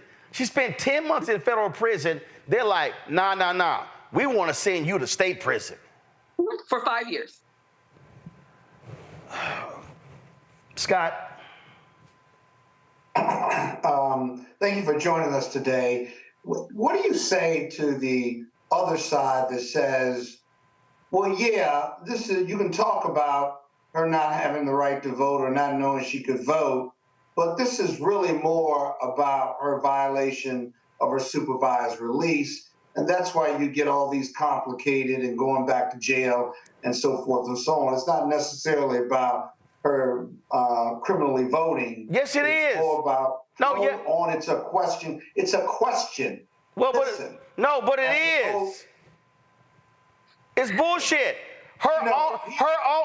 Even a lawyer, he gonna interrupt. No. Reason I ain't gotta be a lawyer. You know what's bullshit, Scott?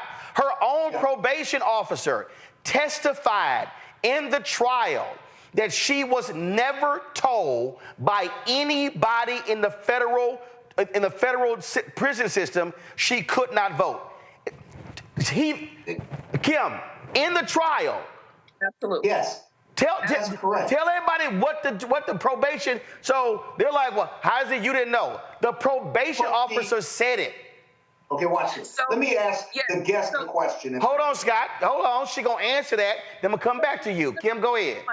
Because this isn't about her violating her supervised release. To Roland's point, the supervisor over the entire region testified that no one told Crystal that she was not eligible to vote. And he even went further to state that in the federal system in their region, they have absolutely no program, no process or anything in place to inform their inmates of their rights with regard to voting, because it's a federal system. Someone could be from Hawaii, Oklahoma, Texas.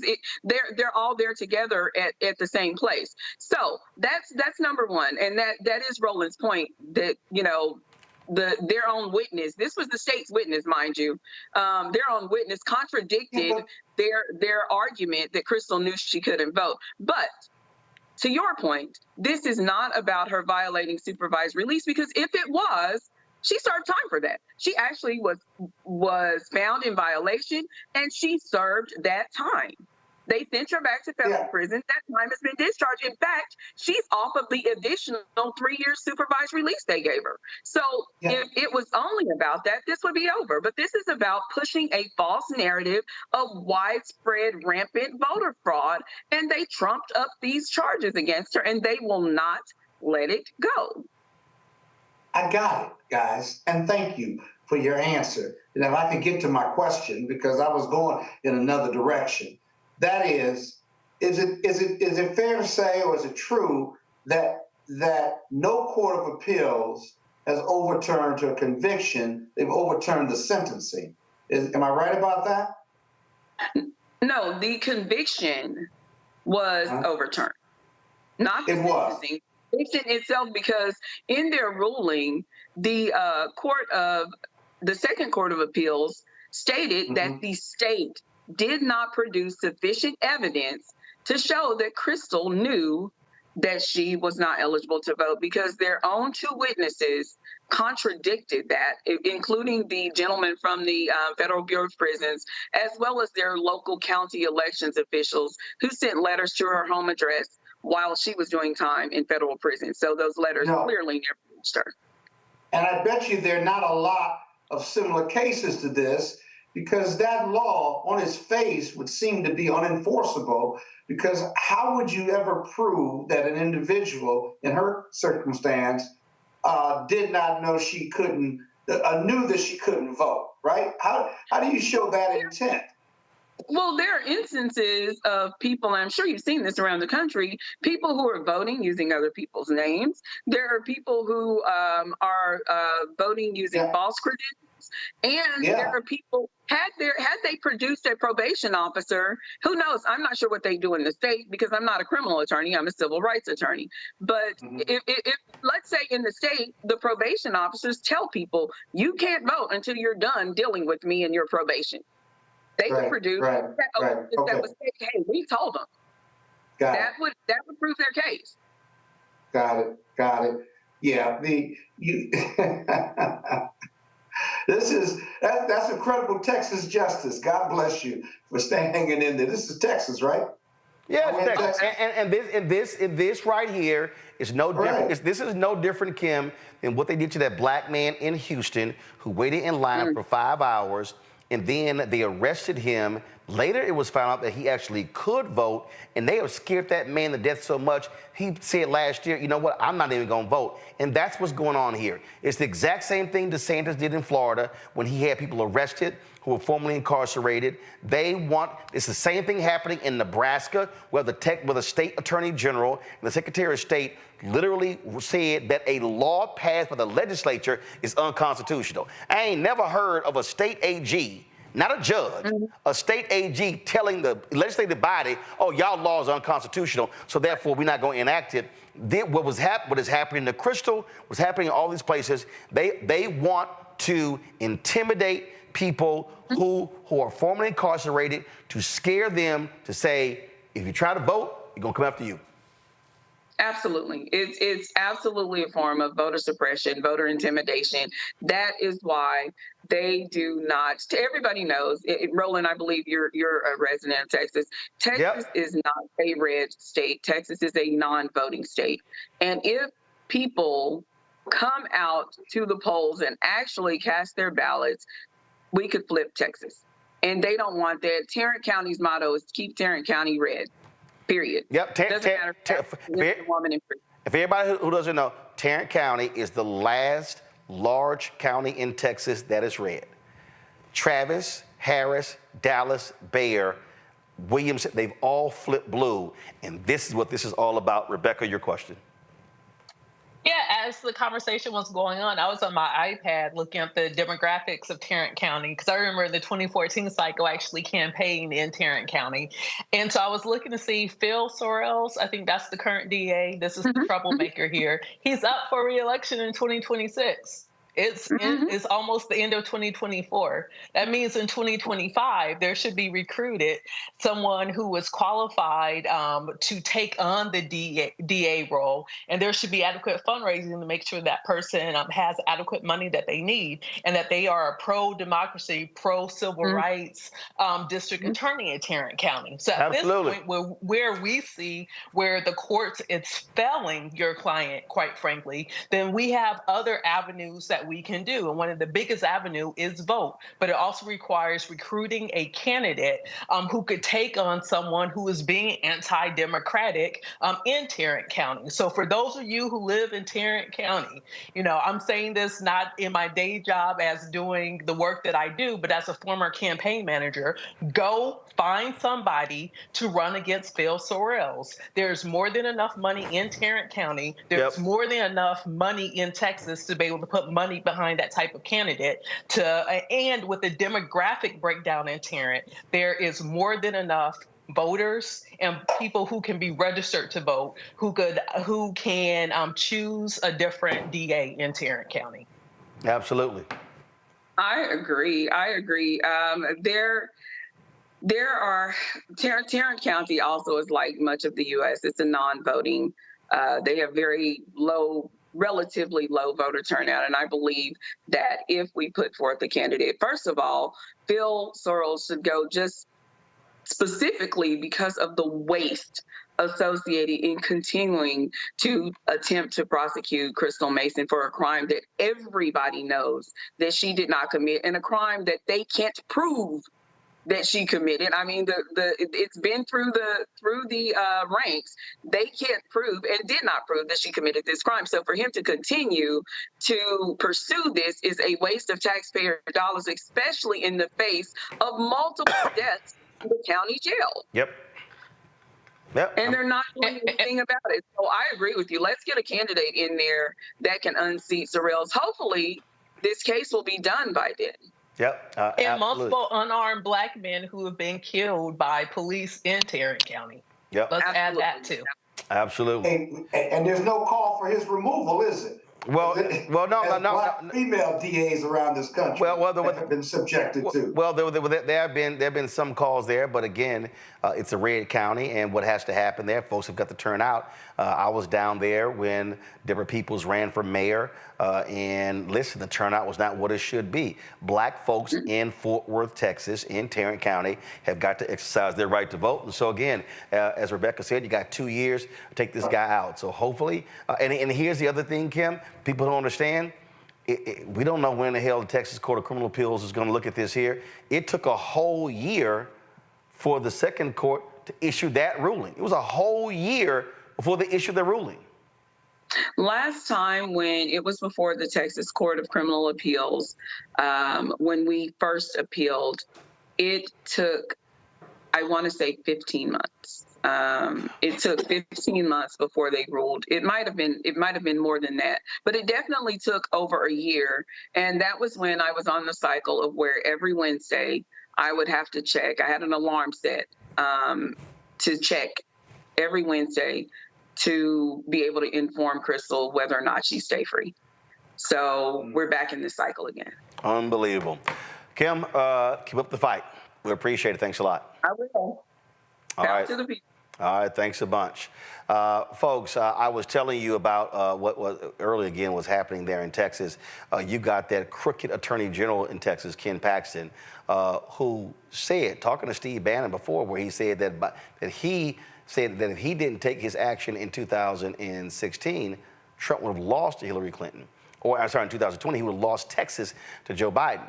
So what he's doing is he's literally using the power of his office and sending out letters to officials in Harris County, which is the largest county in Texas with the most black voters, to Bexar County, telling them that they cannot send information out to the voters about registering.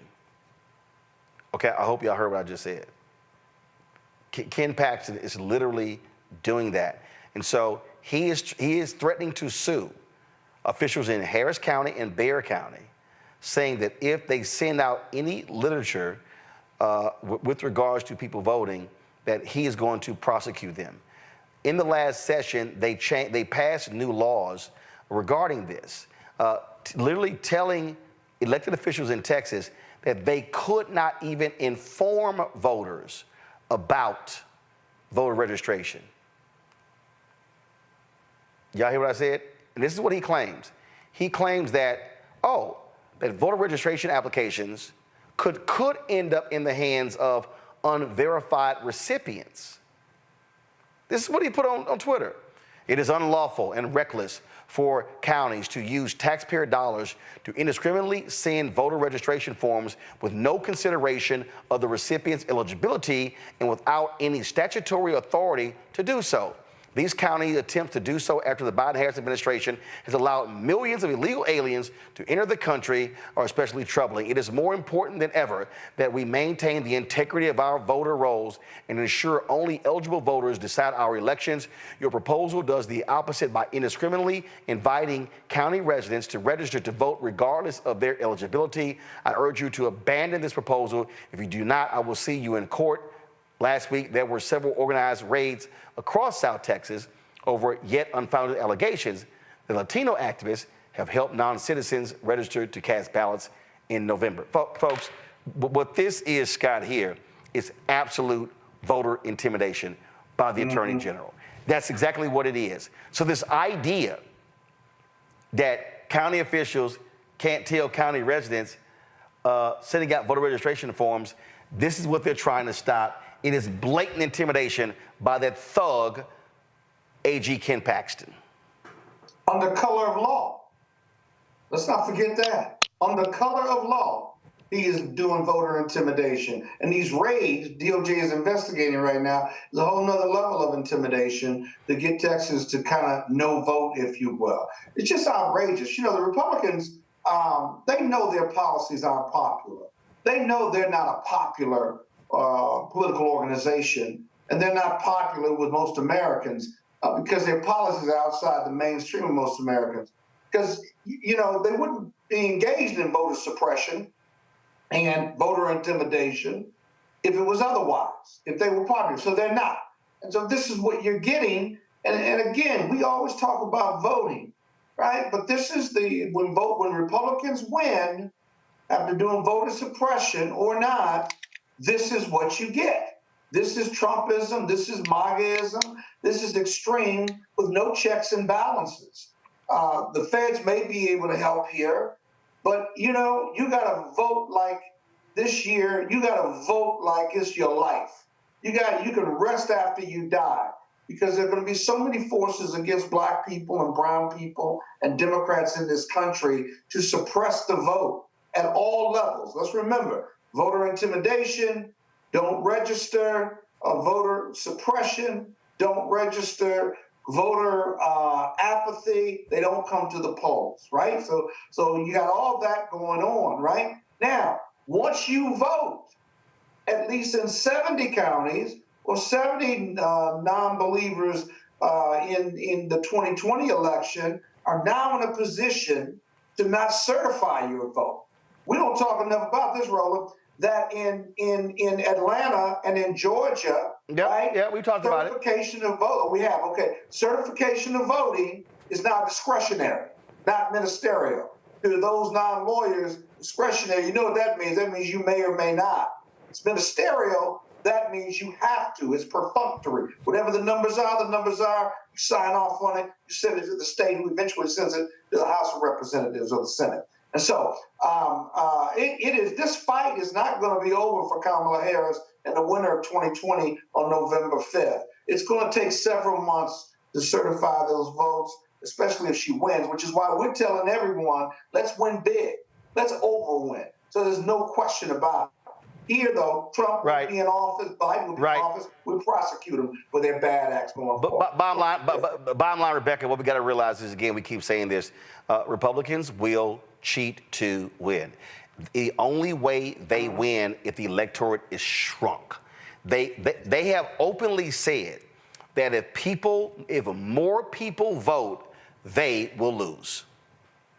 You know, Roland, I'm about to start quoting passages from White Fear here. Texas is literally the microcosm, meaning it is a small example of what the entire country is getting ready to go to. For folks who may not be aware, white people are the minority in Texas now, right? Hispanics have outpaced and technically is the largest group of people in Texas. Well, in fact, Black and Hispanics, minorities in Texas make up 61% of the state.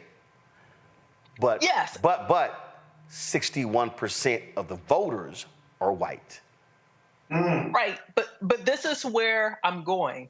Just like what we're seeing in post-apartheid South Africa, when we see the white majority now as the white minority, especially when it comes to the ruling class, there now is a struggle for who gets to rule Texas. And right now there are white people in Texas like Paxton, who is very felonious, and his felony charges got dropped because the impeachment trial, he actually won his impeachment trial in Texas, but we know he's felonious based upon his actions in office. We know that this is a struggle for power in Texas, and specifically white power. So we're seeing the rise of white fear, which is why we're seeing these concerted efforts of where you see a Paxton using his platform to tell counties not to do the work that those particular agencies are supposed to do. Election administrators are supposed to let people know how to register the vote, when to register the vote, and there's an election going. They're not supposed to be reactive. They're supposed to be proactive. They're supposed to be trying to get more people within their various municipalities to register to vote. So that is their job. So what I will say, once again, we know there's a lot of lawyers in Texas. There's a lot of money in Texas, that I hope that some of those large law firms who see the writing on the wall, I hope they wake up and they let both Bexar County and Harris County know, hey, we're going to take on your case pro bono. So Paxton, bring it on, because now you have all these firms who are going to be lined up against you, and we're going to be able to push all those resources compared to the resources in your office, which is finite, is not the same as many of the Texas law firms, but there's going to have to be a concerted effort to punch back and fight back on this, because this is not constitutional. And this is also a test case for what we're going to see Florida try to do. We're going to see Tennessee try to do it. We're going to see Louisiana and Mississippi, because once again, Texas is appearing to be ground zero on what's happening with the demographic shift in this country. And so if we don't stop this in Texas, it's going to spread across the South, and we're going to see it pushing across the country. Absolutely. All right, folks, hold tight 1 second. I go to break. We'll be right back. Roland Martin Unfiltered on the Black Star Network on our 6th anniversary. Back in a moment. Hatred on the streets, a horrific scene, a white nationalist rally that descended into deadly violence. White people are losing their damn minds. An angry pro-Trump mob storms the U.S. Capitol. We're about to see the rise of what I call white minority resistance. We have seen white folks in this country who simply cannot tolerate black folks voting. I think what we're seeing is the inevitable result of violent denial. This is part of American history. Every time that people of color have made progress, whether real or symbolic, there has been what Carol Anderson at Emory University calls white rage as a backlash. This is the rise of the Proud Boys and the Boogaloo Boys. America, there's going to be more of this. Here's all the Proud Boys, Dave. This country is getting increasingly racist in its behaviors and its attitudes because of the fear of white people. The fear that they're taking our jobs, they're taking our resources, they're taking our women. This is white fear.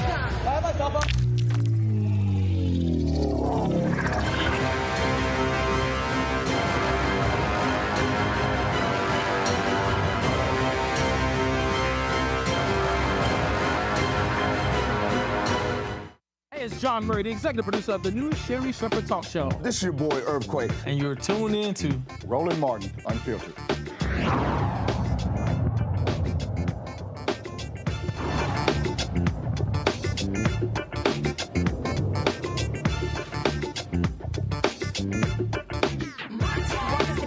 Karen, we already have a lot of questions about the legitimacy of the president who's in the office and how he behaves and the decisions that he makes.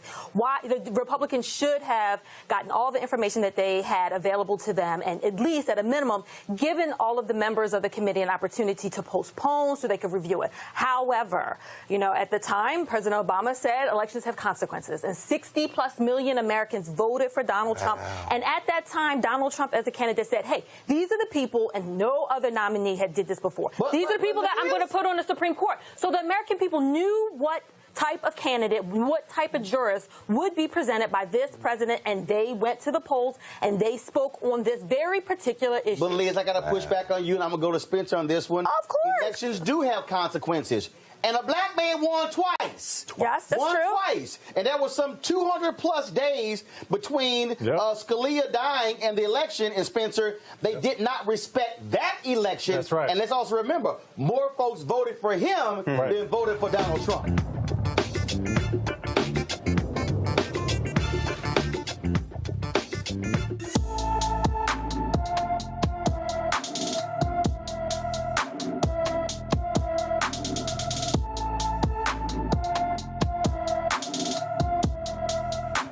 Ariana Collins has been missing from Chicago since March 23rd. The 17-year-old is 5 feet 1 inches tall, weighs 120 pounds with black hair and brown eyes.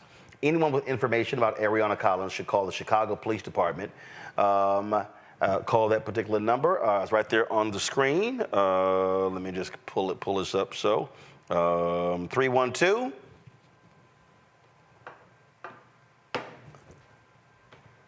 312-745-5020. 312-745-5020. Folks, I always love, we were just talking about Texas, and in November, there are 3 Republican Supreme Court justices on the ballot. A lot of folks in the state have been really upset with the abortion rulings in that state, the voter rulings. It's a hardcore right-wing Supreme Court.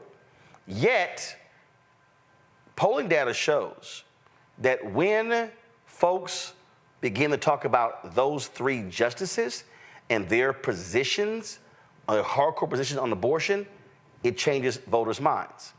Now, keep in mind, in 2022, when Beto O'Rourke ran against incumbent Governor Greg Abbott, 75% of young voters under the age of 30 did not cast a ballot in Texas.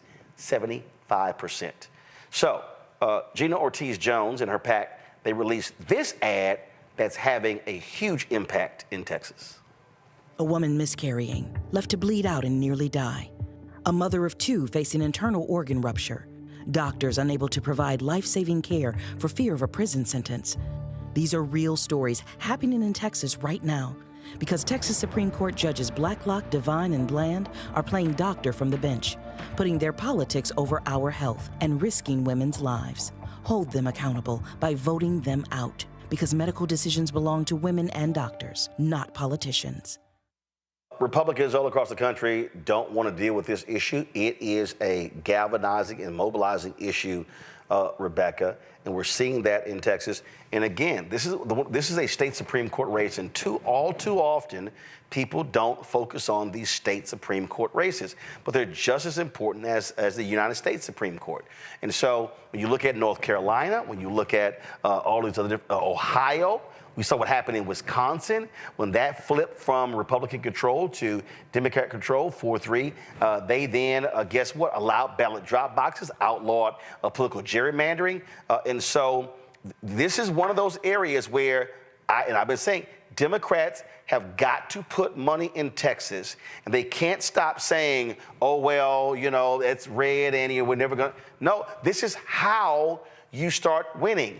You may not win the governor and U.S. Senator races, but here's an opportunity to boot out those 3 Republicans on the Supreme Court. That could change and have a huge impact. In Texas, also in Arizona, there's a Arizona Supreme Court judge retention that's on the ballot as well. But it also takes people who know how to, like we just talked about in the last segment about the Hispanic population in Texas. the Black population in Texas. Quite frankly, in Harris County, there is one of the largest Asian American demographics in the country. You also have to have people and strategists who are from those communities, who know how to organize those communities. You can't just rely on, once again, your typical white DC political strategists and political consultants to then go into a state like Texas.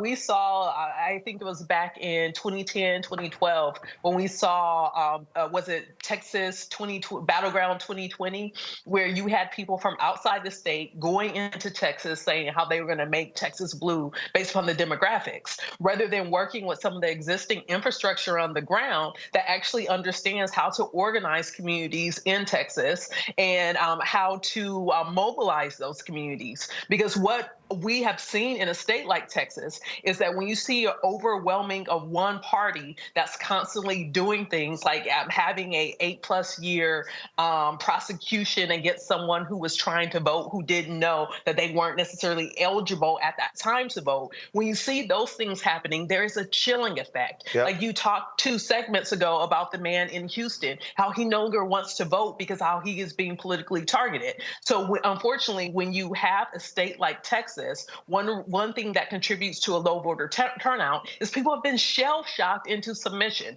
So we actually need to put resources behind the groups in Texas who are willing to take on that 5-year fight of what it will take to make Texas more reflective of the residents who live there. When you look at, when you start looking at, impact, Scott, again, Wisconsin, that Republican Supreme Court was rubber stamping everything with the legislature. Now that they flip that, that judge won by 11 points, it is going to change that state. It's going to equalize. You actually might see an even congressional delegation. You're going to see expanding voting access. The Republicans were stripping the governor of many of his rights. Now that court is switched. And again, this is when Howard Dean was talking about a 50-state strategy, this is what he was talking about. One of the reasons, and listen, people can love Obama, but there were 1,000 seats lost when he was president, okay? Because the DNC was completely ineffective when he was president.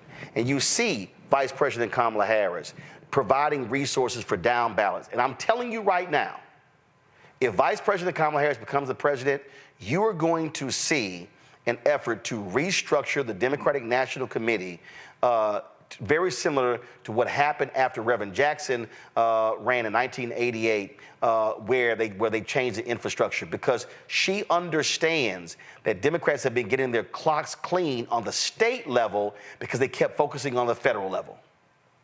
Yeah, got it. And you're right, conceptually. And theoretically, my ass, I'm 100% right. Philosophically. No, not philosophically. I am in real time correct. You got one more time to interrupt me. I'm in real time correct. I can provide you with more examples. When North Carolina flipped from a Republican Supreme Court to a Democratic Supreme Court, they outlawed racial gerrymandering. They shut down voter ID. They also stopped the Republicans from passing they passed a bunch of crazy laws. It got stopped. The Republicans were so angry that the Democrats took control of the state Supreme Court, they were literally threatening to strip the state Supreme Court of most of their power and giving it to a lower court. It didn't happen because they were like, are y'all out of your mind? So I'm not telling you what's philosophical. I'm saying what's real. We have real-time data to show what happens when Democrats get serious about state Supreme Court races. If you wouldn't interrupt me, I don't disagree with anything you said. Well, don't say it was philosophical. Well, don't say it was philosophical. Let me finish my statement. Go ahead. And then you can interrupt. Go ahead. It's too late now. I don't want to talk anymore. Okay, fine. No. I mean, I can go on to the next damn point, so. As a former party chair, when I say you're philosophically right, it makes all the sense. But it gets expensive putting money in state races or down ballot state races. Duh. When in a state, in a state like Texas, where you certainly have, you got to put money where you solidify your base. And if you have a Texas Democratic State Party that isn't doing its job or could do better, if you will. Do you put money in Texas or do you put money in Pennsylvania? You put money in Texas. Scott, there are 2.1 million. Scott, you don't know Texas, Scott. So let me explain to you. Right now in Texas, the black voters in Texas represent the largest number of black voters in any state in the union. There are 2.1 million eligible but unregistered Latino voters in Texas. 75% of young voters in Texas under the age of 30, as I said, didn't vote in the 2022 election. There are 254 counties in Texas. There are only 85 Democratic county parties. So what Democrats have done in Texas, they have fixated, and I get it, on Harris, Dallas, Bayer, Travis, as 4 counties, but they've been getting, I got that, but they've been getting slaughtered in about 230 other counties. And so, hold on. So when Beto ran, he ran a 254 county strategy. And so the problem in Texas has been, and so here's the other deal we also got to remember. In Texas used to be all blue. Governor Ann Richards lost to George W. Bush. When he ran for re-election, that's when they won all statewide positions except one. Now, in Texas, they have all major statewide positions. And so that's the problem in Texas. And so 4 years ago, they were within 5 seats of taking the majority of the Texas House. When you don't invest, you're never going to control the House. If you take over the House, the Senate's going to be very difficult because there are only 31 state senators in all of Texas. But if you take over the House, you can literally stop. They have to negotiate with you. But when you have a supermajority, you can control the House, control the Senate, governor's mansion, and the courts. Then you can just run it up. So the investment has to happen. So Democrats have got to stop only thinking about Texas in election years. They've got to mobilize and organize and invest in Texas in non-election years. Now you can speak. Well, it's still money, and it's still money not well invested by traditional means of where we put our money. How is it not money? Well, how is it not money? How is it not money? Scott, how is it not money? Scott, that's a lie, Scott. How is it not, Scott, how is it not money well invested? How is it not money well invested? Scott, how is it not money well invested when you haven't invested? Well, it's either the chicken or the egg. No, it's not. Money is a precious resource, and I got to tell you, right now the DNC is investing in other areas. Why should I invest a bunch of money on a possibility? Not even a probability. Okay. I understand what you're saying. Well, guess what, Scott? People like you, that's exactly what they said in Georgia. Hold up. No, wait. Hold up. I'm going to give you real time. I'm going to give you real data. No, Scott. Then DNC put some money. No, you're wrong. No, Scott, you're wrong. Scott, you're wrong. I'm a party chair. Scott, I don't care if you're a party chair. You're a party chair, DC. That's not real. That's not. Hold up, Scott.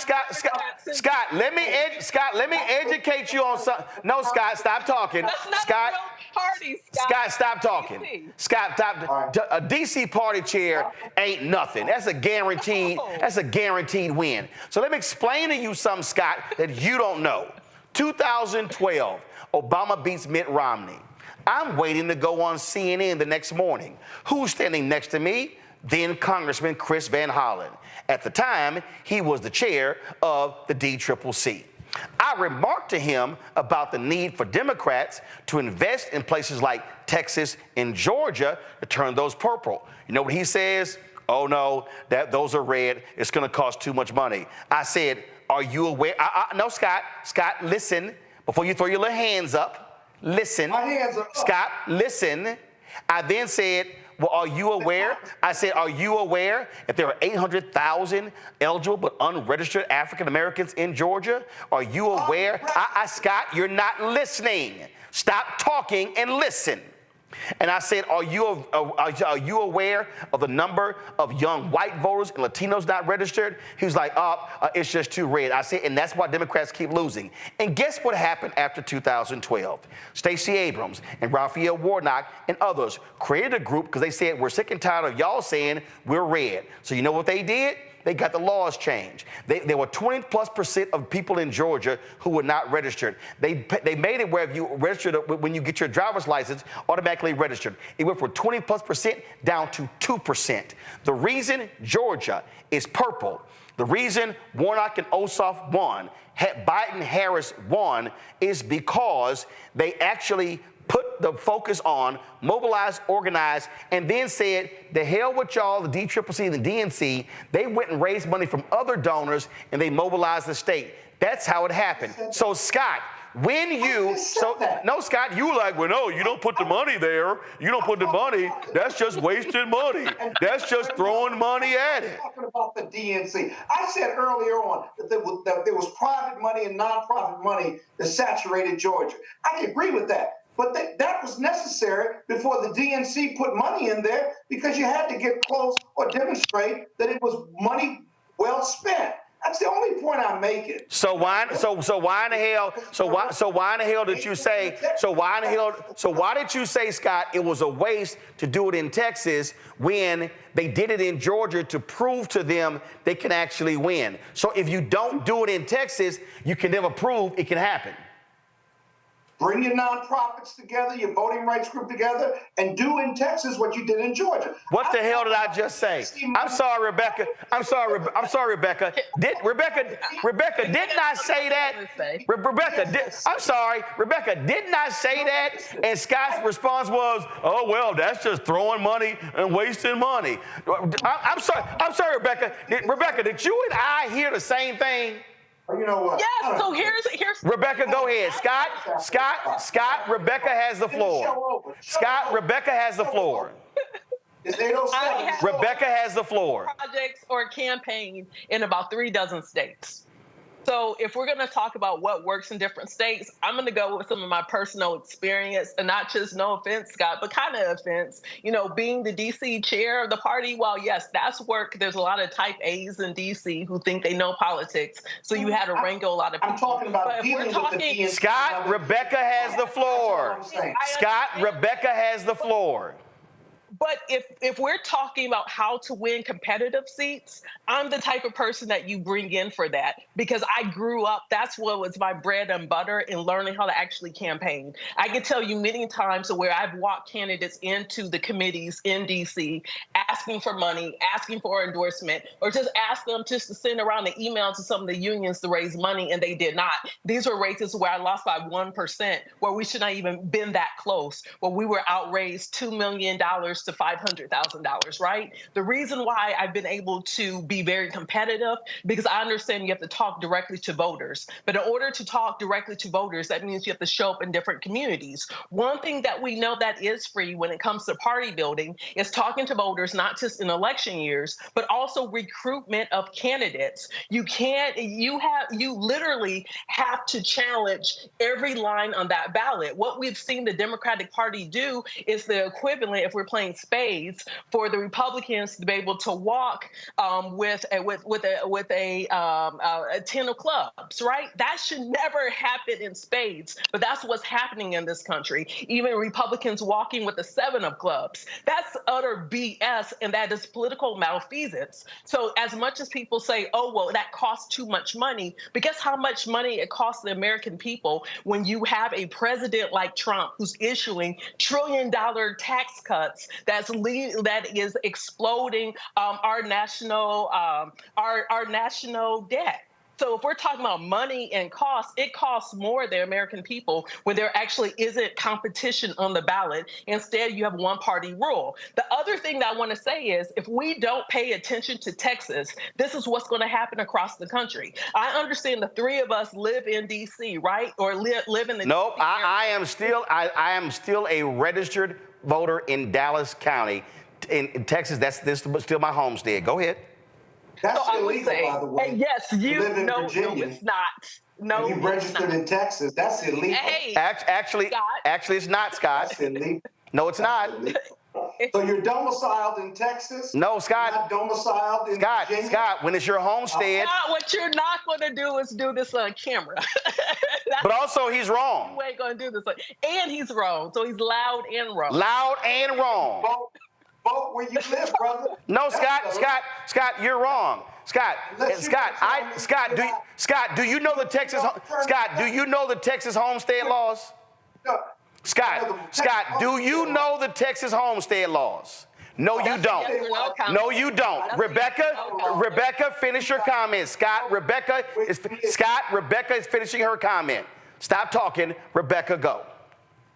The bottom line is there are many areas in this country where Democrats could be competitive based upon the demographics.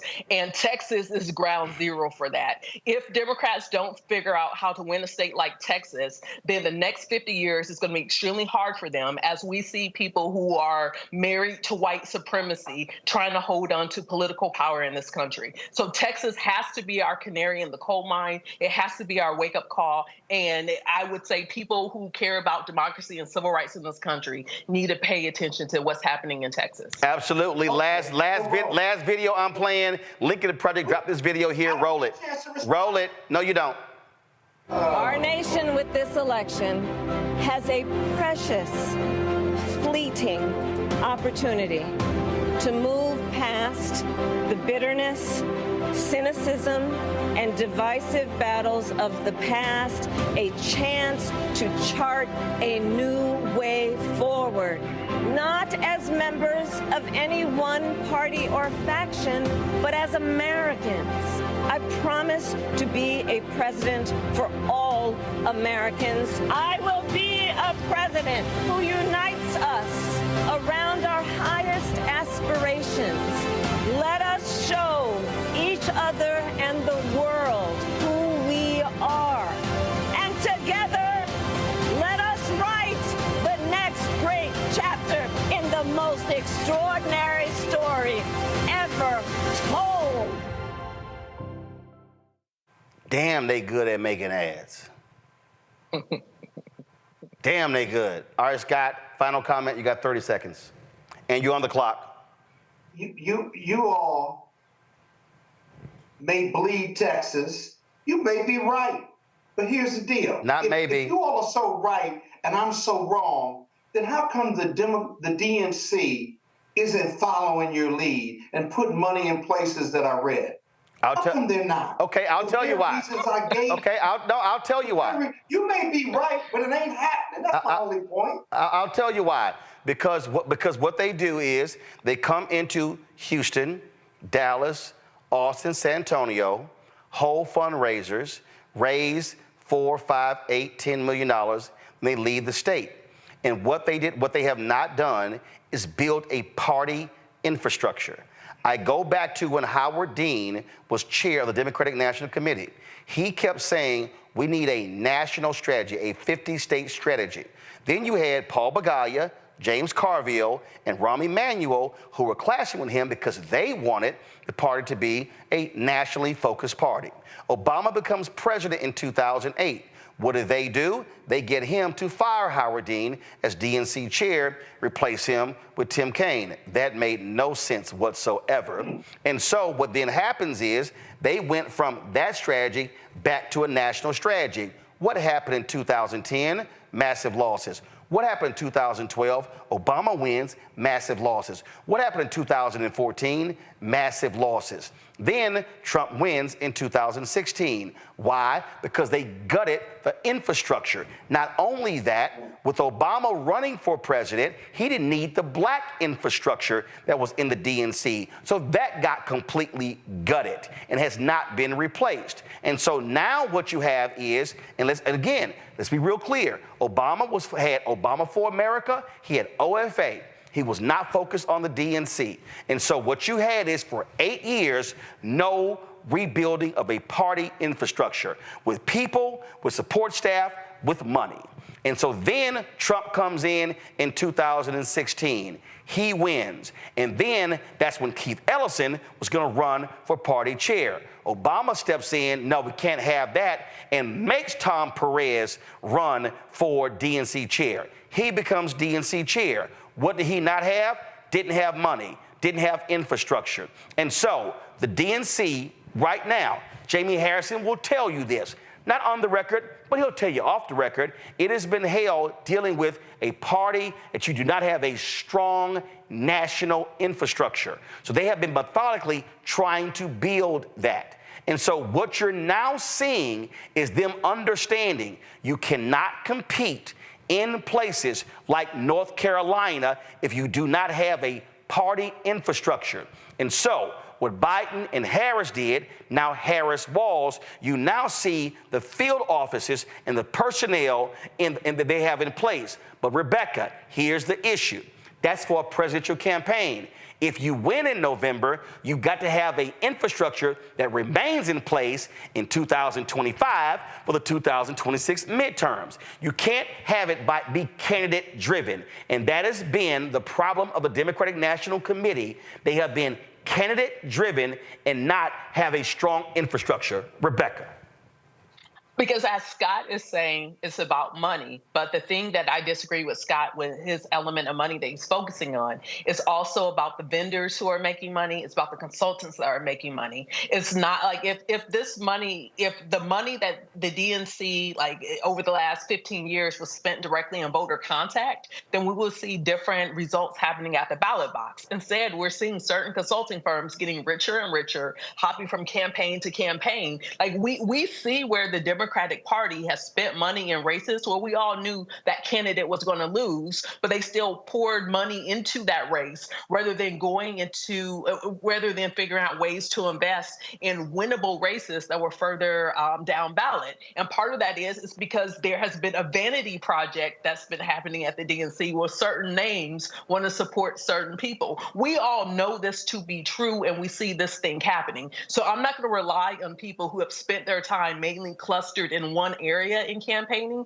but I want to talk to the people who have campaigned in different regions in the country to talk about what does it look like to party build, because there is a necessity to party build, because as we look at marching into the 2030 census, if the party isn't building now, then that means there isn't going to be adequate apparatus to make sure that Black and brown people aren't undercounted the way they were in Texas during the census. And if people who care about civil rights and democracy and what's happening in this country, if they're not organizing now, then they're not going to be ready in 2029 when you need to have boots on the ground getting people ready to participate in the census through 2031, because usually there is an additional time to make up for people who were undercounted during the 2030 time period. So if people aren't planning for that now, and you do that by exercising basic organizing principles every single year between now and 2030, that also includes the midterms, that includes 2028, the next presidential cycle as well. But you have to start this off in 2025 in order to prepare for those things that are coming up later. Last point I will make on this, it also speaks to media infrastructure.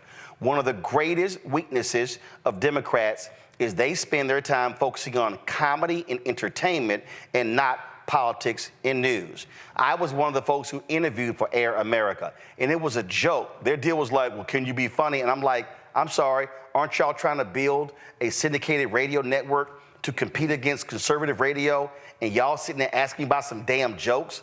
I'm like, what the hell y'all talking about? And in fact, if you look at the biggest stars that came out of that, they were actually comedians. That was utterly idiotic.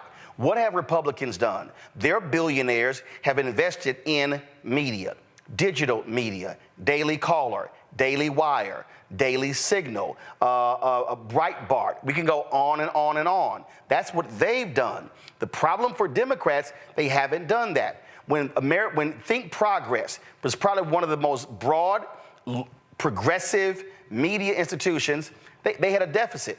They allowed that to die. That was the dumbest thing in the world. What do? You go to your rich-ass donors and say, pay off the damn debt because we need a media infrastructure. So what do they complain about now? Right now, what do conservatives have? They got Fox News, hardcore conservative backing Donald Trump. They no news network. They got Salem Radio. Salem Radio ain't dealing with no equal time provisions. They don't give a damn. Then you turn on AM radio, it's going to be 8 to 10 conservative radio stations. And then they have the digital infrastructure, PragerU. You had 2 Texas billionaires that gave PragerU its first $7 million. They raised $22 million its first year, $25 million the second year, and their whole goal is to hit 1 billion views. And guess what happens now? PragerU has now PragerU for Kids. Because Republicans control the infrastructure in states, they now have PragerU for Kids, books and other information in school systems in Oklahoma, in Florida, in Texas. So to Rebecca's point, if you let them have total control, that's the kind of crap that happens. And so Democrats need to be thinking, you got to be funding media institutions. You got to be funding your party infrastructure in off years if you want to compete and want to win. We'll end with that, Scott. Rebecca. I don't disagree with Scott, Rebecca, I appreciate y'all being on. About DNC shit. Gotcha. Okay, well, there you go. You now have been schooled, and I still be voting. I still be voting in Texas. Scott, Rebecca, thank you so very much. Hey, folks, if y'all want to support the work that we do, please join our Bring the Funk fan club. Again, we're trying to figure out what the hell is going on with Cash App. So I'm not going to tell you to give there because for some reason it's rejecting a lot of folks giving. So if you want to support our show, you want to give us an anniversary gift, please support us via PayPal. It's R. Martin Unfiltered. Venmo is RM Unfiltered. Zelle is Roland at RolandSMartin.com. Roland at RolandMartinUnfiltered.com. And so please support us there. You can also send your check and money order to P.O. Box 57196, Washington, D.C., 20037-0196. Folks, we normally do this on Friday, but because it's our anniversary, I want to end the show by thanking the folks who have made this show possible, our donors. Our donors have been absolutely amazing. I can't remember, Keenan, what are we up to now? Is it 33,000? I forgot the number you gave me. Was it 29 or 33,000? So y'all have been amazing. And I'm trying to tell y'all, without our fans, we would not be here. During COVID, when 2020 hit, advertising was drying up, everything was drying up, and our donors gave like $30,000 in 3 weeks, and it was amazing. They got us through. Our donors have contributed more than $2.5 million since we launched this show 6 years ago.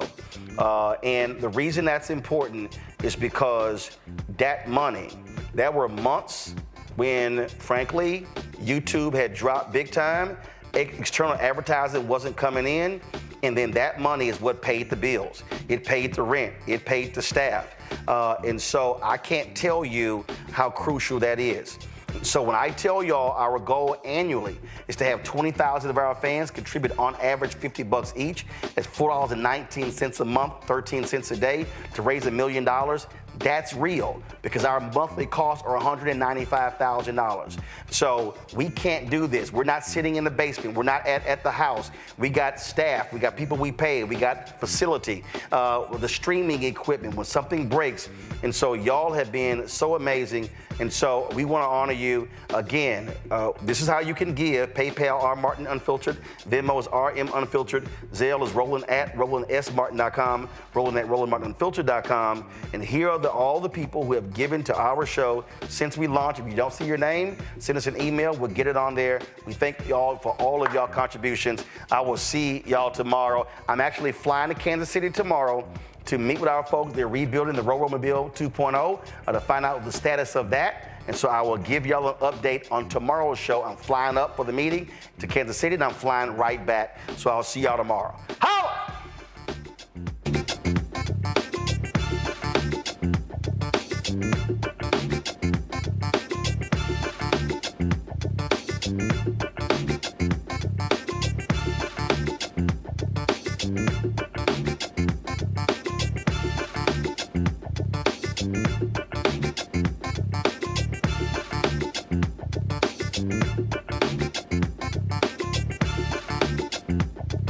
Mm-hmm.